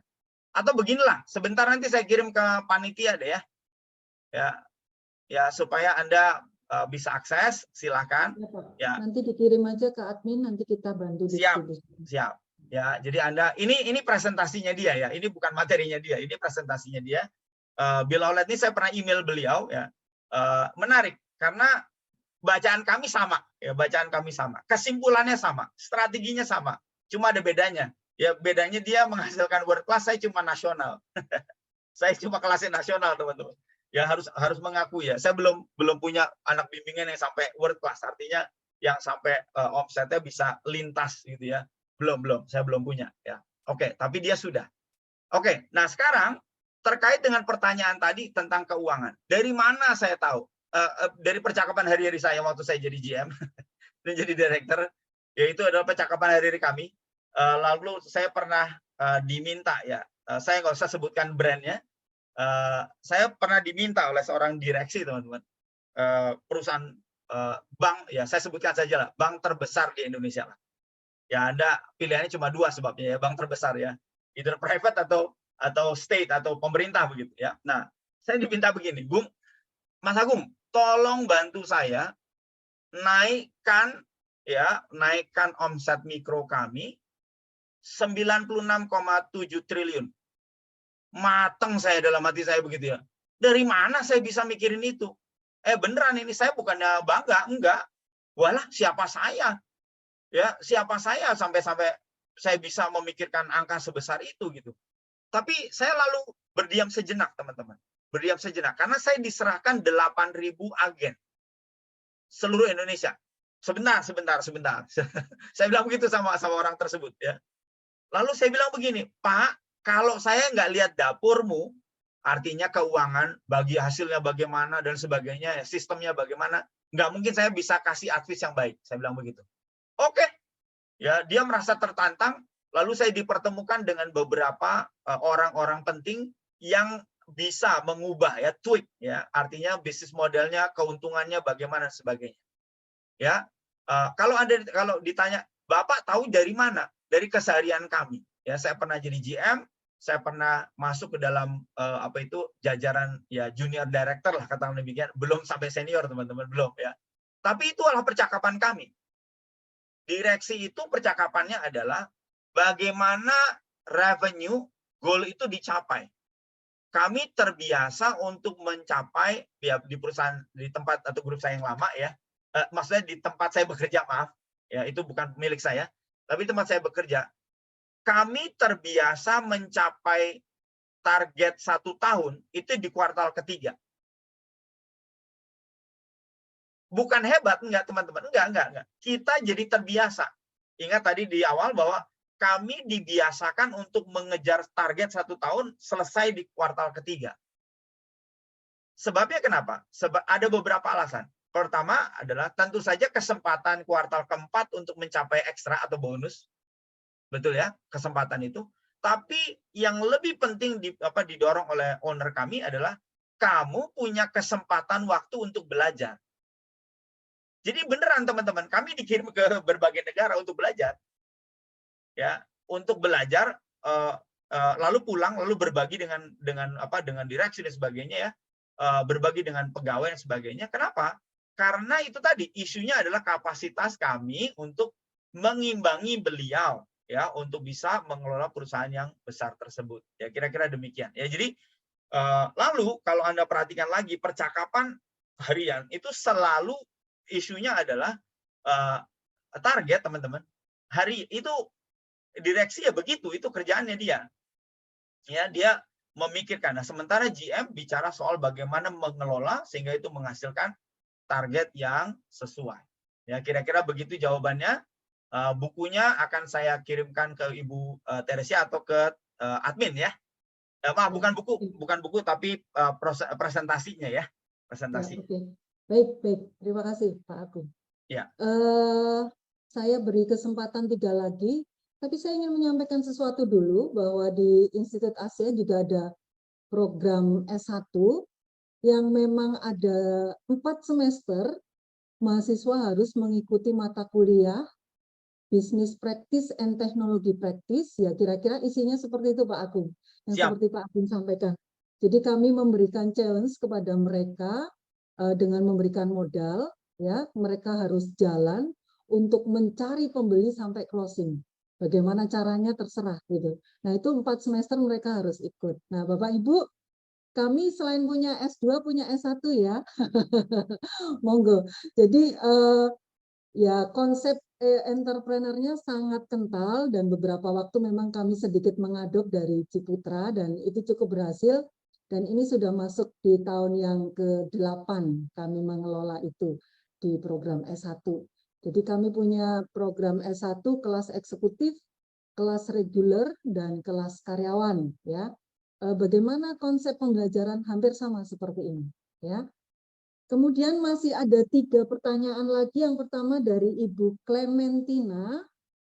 Selamat malam Pak Agung, saya izin bertanya sebagai pengusaha baru dalam bidang usaha jasa daycare seasonal yang bekerja sama dengan perusahaan yang ingin mengadakan kegiatan tersebut. Jika telah mengajukan proposal kerjasama dan sudah di-approve oleh perusahaan, kira-kira apakah ada tips untuk tahap selanjutnya? Ini yang pertama. Kemudian tadi ada Pak Januar, silakan Pak Januar, direct saja. Pak Januar tadi sempat present, monggo. Pak Januar, Pak Trian. Monggo, Pak Trian dahulu, monggo. Baik, terima kasih. Apakah suara saya terdengar, Ibu Tere? Terdengar, Pak. Monggo. Baik. Selamat malam, Pak Agung. Selamat malam. Salam kenal juga. Aku tadi tertarik dengan materinya Pak Agung yang tentang tugas pemilik usaha. Nah, itu kan ada arus pemasukan yang memastikan arus pemasukan itu harus lebih besar dengan arus pengeluaran. Nah, yang ini case-nya itu kayak di usaha saya, misal usahanya itu adalah gabungan dari teman-teman gitu Pak. Kita sahabatan, terus kita bikin usaha bareng. Nah, ketika ada persepsi yang nggak sama nih tentang, oh ini pengeluarannya buat ini. Nah, itu kayak gimana tuh sebaiknya si perusahaan yang baru awal banget berjalan, terus komunikasinya udah nggak lancar tentang arus pemasukan dan arus pengeluaran ini. Karena persepsi kita tentang bisnis itu beda-beda. Terus itu sama juga dengan kalau crowdfunding itu sama nggak sih sistemnya kayak seperti itu gitu Pak? Terima kasih. Baik, ditunggu dulu, ini ada Bu Hernita. Monggo Bu Hernita. Ya, selamat malam. Terima kasih Bu Tere. Selamat malam Pak Agung. Pak Agung, ini kebetulan kalau saya kan ini dari S2 pendidikan ya. senang banget dengan materi ini karena buat saya ini sesuatu yang memang seperti merefresh kembali karena saya juga selain mengelola sekolah juga seorang pengusaha. Jadi banyak sekali masukan yang bisa dipakai. Tetapi saya mau sedikit tanya, saya nggak tahu nih apakah kira-kira tepat untuk saya pertanyakan di sini, karena saya melihat bagaimana Pak Agung berguru kepada Pak Ciputra yang sangat terkenal sebagai seorang entrepreneur sukses ya di Indonesia. Begini Pak, saya mengelola sekolah SD ya Pak ya. Dari awal saya mendirikan SD ini, saya selalu termotivasi bagaimana caranya saya nanti bisa memperkenalkan entrepreneurship konsep kepada anak didik saya yang masih di level SD. Menurut saya itu sesuatu yang bisa mulai diperkenalkan kepada mereka, apalagi setelah kita mengamati, kalau tadi kita sempat menyinggung mengenai startup yang kita tahu pada waktu itu begitu tren, tapi dan ternyata banyak sekali yang dalam waktu singkat berguguran. Dan kita juga mendengar bagaimana anak-anak milenial sekarang ini ya, yang begitu gampangnya membuat sebuah startup dengan karena kreativitas mereka, tetapi tidak bertahan lama juga, ditambah lagi dengan sikap mental mereka, yang tadi juga Pak Agung juga sudah singgung mengenai daya juang mereka. Tadi juga ada Bapak yang bertanya kan bagaimana etos kerja mereka. Nah itu yang saya berpikir alangkah baiknya kalau sejak kecil kita sudah perkenalkan kepada mereka seperti apa sih kalau untuk mempersiapkan diri di bidang untuk menjadi seorang entrepreneur. Nah mungkin dari Pak Agung kalau bisa memberikan masukan, kira-kira saya bisa mulai dari mana nih buat si anak-anak yang kelihatannya masih kecil, tapi saya percaya mungkin start mereka kelas 5 atau kelas 6 itu sudah mulai kita bisa perkenalkan konsep entrepreneurship ini. Terima kasih Pak. Sama-sama. Saya jawab ya Bu. Ya, monggo. Oke. Pertama adalah tips setelah proposal. Jadi ya, tips setelah proposal. Sedikit berbagi. Saya pernah melewati sebuah apa itu namanya? Pitching itu apa ya? Kok saya lupa bahasa Indonesianya ya. Tender project begitu ya. Tender project ya. Angkanya nggak besar sih. Angkanya kira-kira 350 juta. Nggak besar itu. Kalau hitungannya tuh nggak besar. Tapi saya diminta teman-teman. Saya diminta. Lalu saya bilang begini deh. Karena situ yang minta, saya ya nothing tulus ya. Nggak ada yang hilang lah ya. Saya sampaikan. Saya tadinya nggak mau ikutan. Tapi ya karena diminta saya ikutan. Udah diminta. Lalu dibilang begini. Tapi Mas Agung lawannya perusahaan dari luar negeri loh. Dalam hati saya ini gimana toh? Situ yang minta saya nggak pengen begitu ya, lalu dipaksa terus ngasih tahu begitu ya sudahlah, kalau iya enggak begitu kan ya.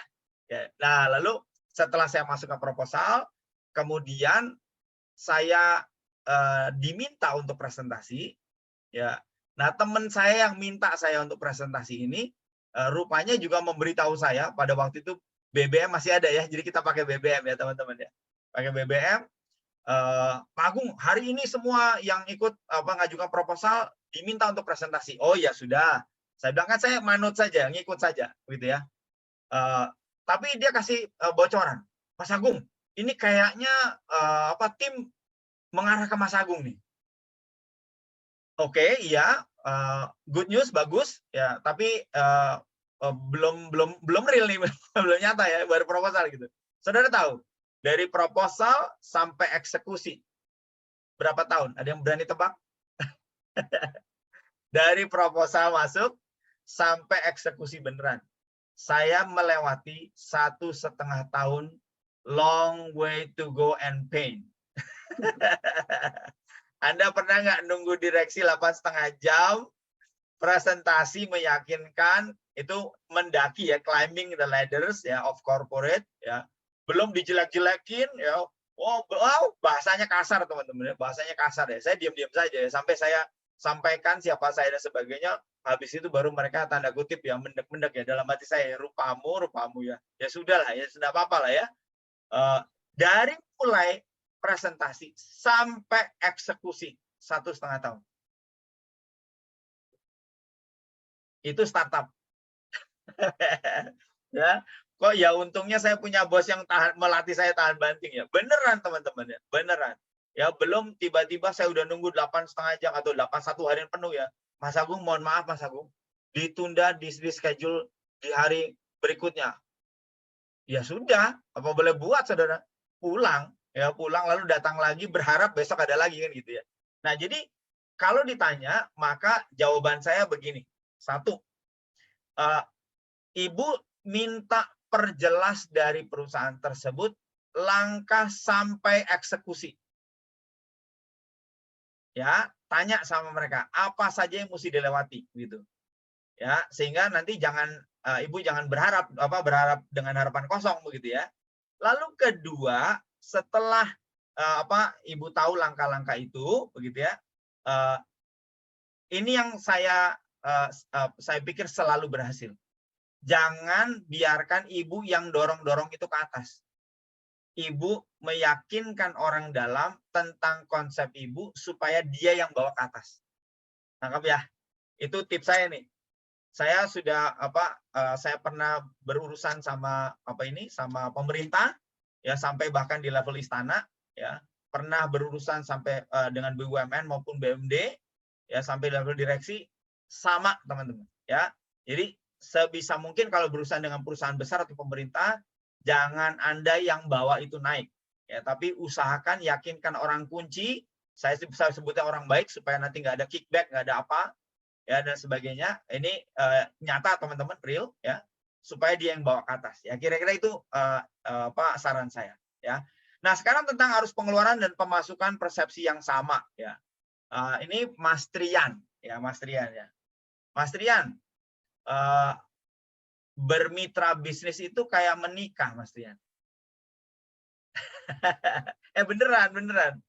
Ya, jadi bermitra bisnis itu seperti menikah. Sehingga Mas Trian saya sampaikan, saya punya sahabat yang bermitra dengan sahabat saya juga yang lain. Ya, berujung kepada mereka akhirnya jalan masing-masing. Ya, jadi hal pertama adalah kalau saran saya Mas Trian adalah coba Mas Trian hitung-hitungan nih. Kalau misalkan worst come to worst paling buruk Anda merugi, Anda nggak gila aja udah gitu itu bagus. Ya, beneran ya. Kalau Anda pull out gitu, Anda keluar dari tempat itu. Kalau ini nggak bisa jalan terus-menerus maka nggak akan mungkin bisa. Ya, kalau misalkan mau tetap jalan, saran saya sepakati mekanisme yang jelas. Ya, sepakati mekanisme yang jelas. Tapi sejauh yang saya kenal orang-orang Indonesia ya, ini sangat-sangat sulit kalau emang tidak punya niat yang baik ya untuk bekerja sama di dalam bisnis begitu. Nah, saya kasih contoh kasus ya. Saya punya murid di Batam. Dia seorang dokter hewan. Dia sangat sukses membuka praktek dokter hewannya. Lalu apa yang saya lakukan? Dia bertanya kepada saya, Mas Agung, saya mau membesarkan. Oh, saya bimbing dia, saya dampingi dia bagaimana dia melakukan scale up. Kamu tahu nggak untuk melakukan scale up di dalam dokter hewan atau medis ini kesulitannya adalah sangat bergantung kepada dokternya. Kamu nggak bisa bergantung pada orang lain. Jadi nangkep ya. Jadi bisnis ini nyantol di orangnya. Ya kalau orangnya nggak bisa ya sudah apa boleh buat nggak bisa. Nah ini bagaimana saya bilang? Dia bilang oh saya punya second dan begitu ya. Artinya orang yang mau bermitra dengan dia sebagainya. Sampai suatu saat dia bilang Mas Agung ini ada orang punya dana begini ya mau bermitra dengan saya. Lalu saya bilang begini, seberapa insting kamu mengatakan ini akan tanda kutip cuan gede gitu ya. Bagus Pak. Oh ya sudah kalau bagus saya langsung saran, kamu kirim anak buahmu, stafmu ke sana, pelajari itu, buat bangun sendiri, jangan mitra sama orang lain. Karena berujung nanti cakar-cakaran. Itu kenyataannya teman-teman, ya kenyataan. Saya tanya sama dia, kamu sanggup nggak punya dana nggak untuk melatih, ya katakanlah manajer dia untuk jadi manajer di sana, ya lalu membesarkan sendiri. Dia bilang saya punya. Oh ya sudah, kalau memang punya, ya kerjakan, apalagi. Ya, lalu dia kerjakan ya. Ya terbukti teman-teman ya, berhasil. Nah, sekarang ya kira-kira begitu Mas Trian ya. Jadi menurut saya worst come to worst, paling buruk keluar ya, karena kalau dari pembicaraan Mas Trian ya kurang ada komunikasi yang baik begitu ya.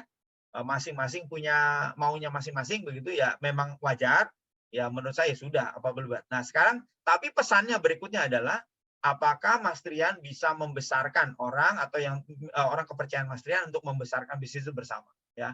Jadi bukannya ditinggalkan begitu saja tapi dibesarkan ya. Begitu Mas Trian, itu saran saya. Saran itu valid menurut saya ya. Jadi artinya dari berdasarkan pengalaman dan validasi ya teman yang berhasil. Nah sekarang Ibu Hernita, Bu, lumayan Bu, Ibu ketemu sama orang yang yang juga punya pengalaman. Ya saya pernah jadi direktur sekolah ya dari TK sampai SMA, lalu sekarang juga mengelola PAUD. Nah ini saran saya, kalau Ibu bicara tentang penerapan entrepreneurship, ya ini bicara isunya adalah bagaimana Ibu merancang kurikulum yang ada di dalam SD. Jadi bukan cuma tanda kutip add-on, ya, bukan hanya ditambahkan. Harusnya Ibu mengerti hal ini.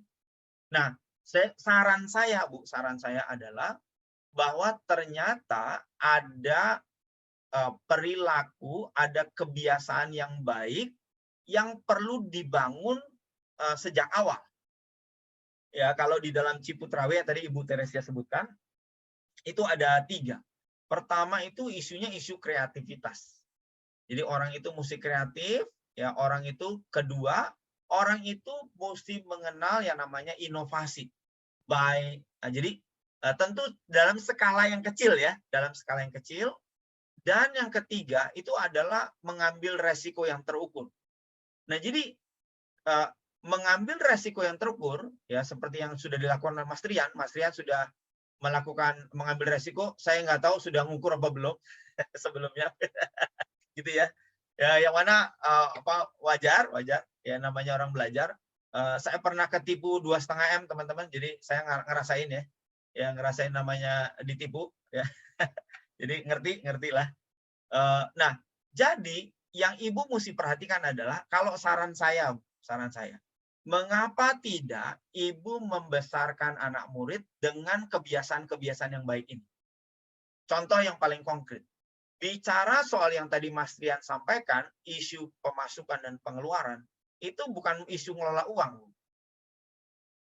Tapi isu bahwa dia punya kemampuan mengelola uang. Nah, saya kasih ilustrasi begini. Teman-teman ya, ibu-ibu mungkin bisa bertahan, tapi yang cowok biasanya nggak bertahan. Saya tanya, ada berapa uang yang paling besar masuk dompet Anda? Saya pernah berapa ratus dolar lah ya, karena pernah tinggal di Amerika. Kalau di konvensi lumayan lah ya. Oh ya. Tapi pertanyaan berikutnya bukan itu. Itu uang bertahan berapa lama di dompet? Itu menunjukkan bahwa isunya bukan dia belajar mata kuliah keuangan, enggak. Isunya adalah waktu dia dikasih pegang uang, itu uang bertahan berapa lama dan dia bisa simpan atau dia bisa kelola. Nah, itu isunya bukan sebentar 2 bentar tuh, itu lama itu. Ya, jadi Ibu bisa memikirkan ya karakter-karakter fondasi yang Ibu tata di SD. Ya, kebiasaan-kebiasaan baik. Contoh lain teman-teman, contoh yaitu mengambil resiko.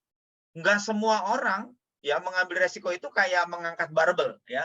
Makin berat resikonya dia bisa jadi gila tuh. Ya, kita tahu bersama ada banyak orang yang gila. Ya, gara-gara gila beneran, gara-gara kehilangan keuangan atau kehilangan atau kerugian yang sangat besar. Nah, jadi mengambil resiko yang terukur itu perlu dilatih dari awal. Tanda kutip ya.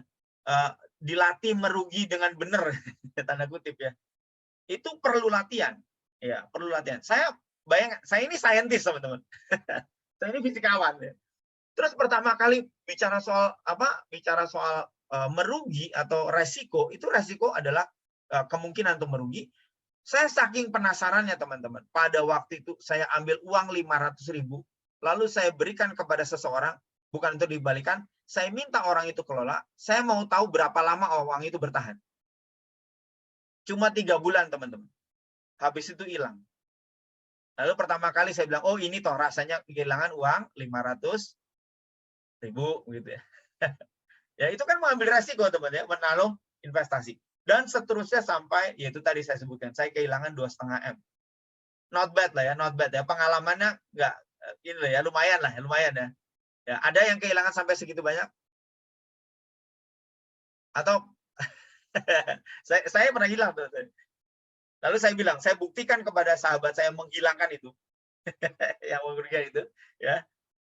Kebahagiaan saya nggak dihitung dari seberapa banyaknya uang yang ada di dompet saya atau di rekening saya. Saya mau buktikan ya. Walaupun saya bilang sama dia, kamu bodoh. Ya, kenapa bisa hilang gitu kan. Ya anyway ya, jadi kira-kira gitu ya. Saran saya adalah, tapi kita bisa ngobrol atau ibu bisa ngobrol sama Bu Teresia. Harusnya Ibu Teresia sudah tahu tuh ya. Bagaimana menyusun kurikulum untuk sekolah dasar yang terkait dengan fondasi. Namanya juga sekolah dasar, Bu. Ya, jadi dasar ya, fondasi itu diletakkan ya dalam tentu saja kaitannya dengan experiential learning ya, belajar dengan pengalaman. Contoh bahwa mereka ke supermarket ya, ke Indomaret dan sebagainya untuk spending dengan bijaksana. Itu ada suatu pengalaman ya. Kira-kira begitu Ibu. Ya, mohon kira-kira bisa diterima. Terima kasih. Terima kasih banyak, Pak. Sama-sama. Bu Hernita, saya tambahkan sedikit, jadi program entrepreneur di TK, SD, SMP, pengalaman anak saya juga sudah mendapatkan. Kalau sekelas TK, mereka dilibatkan dalam kegiatan simple, belanja di retail, di pasar tradisional. Kemudian kalau SD, dia harus menciptakan produk sederhana. Kemudian ada mini exhibition yang nanti dijual ke teman-temannya gitu. Ya. Nah, yang SMP levelnya beda lagi gitu. Betul. Nah, itu sudah mulai dikenalkan dan masuk dalam kurikulum, Bu. Gitu. Ya. Nah, mungkin Ibu sudah mulai dari sana. Gitu. Siap. Jadi, itu pengalaman saya sebagai ibu yang mendampingi anak-anak. Apa sih ini kegiatan apa? Oh, entrepreneur, tapi untuk sekolah sana. Oke, menarik sekali. Terima kasih, Bu. Saya kasih kesempatan 2 lagi ya sebelum kami tutup. Silakan. 2. Oke. Baik, kalau tidak ada pertanyaan, Bapak Ibu, terima kasih Pak Agung untuk kesempatan hari ini yang sudah kerso untuk sharing-sharing. Ada 2 kata kunci dalam open lecture hari ini yang sangat menarik, opportunity creation sama kalau menurut saya ya memperbesar kapasitas diri. Nah, ini yang sangat penting ya. Jadi 2 ini mungkin bisa dipakai sebagai landasan Bapak Ibu. Oh, ternyata bahwa untuk bisa mencapai satu keberhasilan ada kata kunci yang pada intinya dari diri kita sendiri juga harus mampu untuk mengembangkan dan menambah. Jadi salah satu Bapak Ibu mengambil keputusan kuliah di S2 Asia itu tidak hanya gelar ya Bapak Ibu. Setelah itu mau apa gitu loh, action yang penting. Ya. Baik Bapak Ibu, terima kasih untuk acara malam hari ini. Terima kasih Pak Agung, menarik sekali. Pak Agung menyampaikan tadi topiknya ini agak melenceng, enggak kok Pak, masih linear. Ya. Masih Ibu, linear. tadi PPT-nya sudah saya share ke admin ya. Oke, baik. Nanti saya distribusikan ke teman-teman ya. Ya. Bapak Ibu jangan lupa ini mengisi review. Review ini nanti masukan untuk kami juga. Next kami akan mendatangkan narasumber lagi sesuai dengan harapan Bapak Ibu. Terima kasih untuk acara malam ini. Terima kasih, puji Tuhan bisa lancar dari awal sampai akhir dan bisa bertambah. Terima kasih Pak Agung, terima kasih Bapak Ibu. Terima kasih Pak Agung. Terima kasih Bu Tere. Selamat malam. Ya.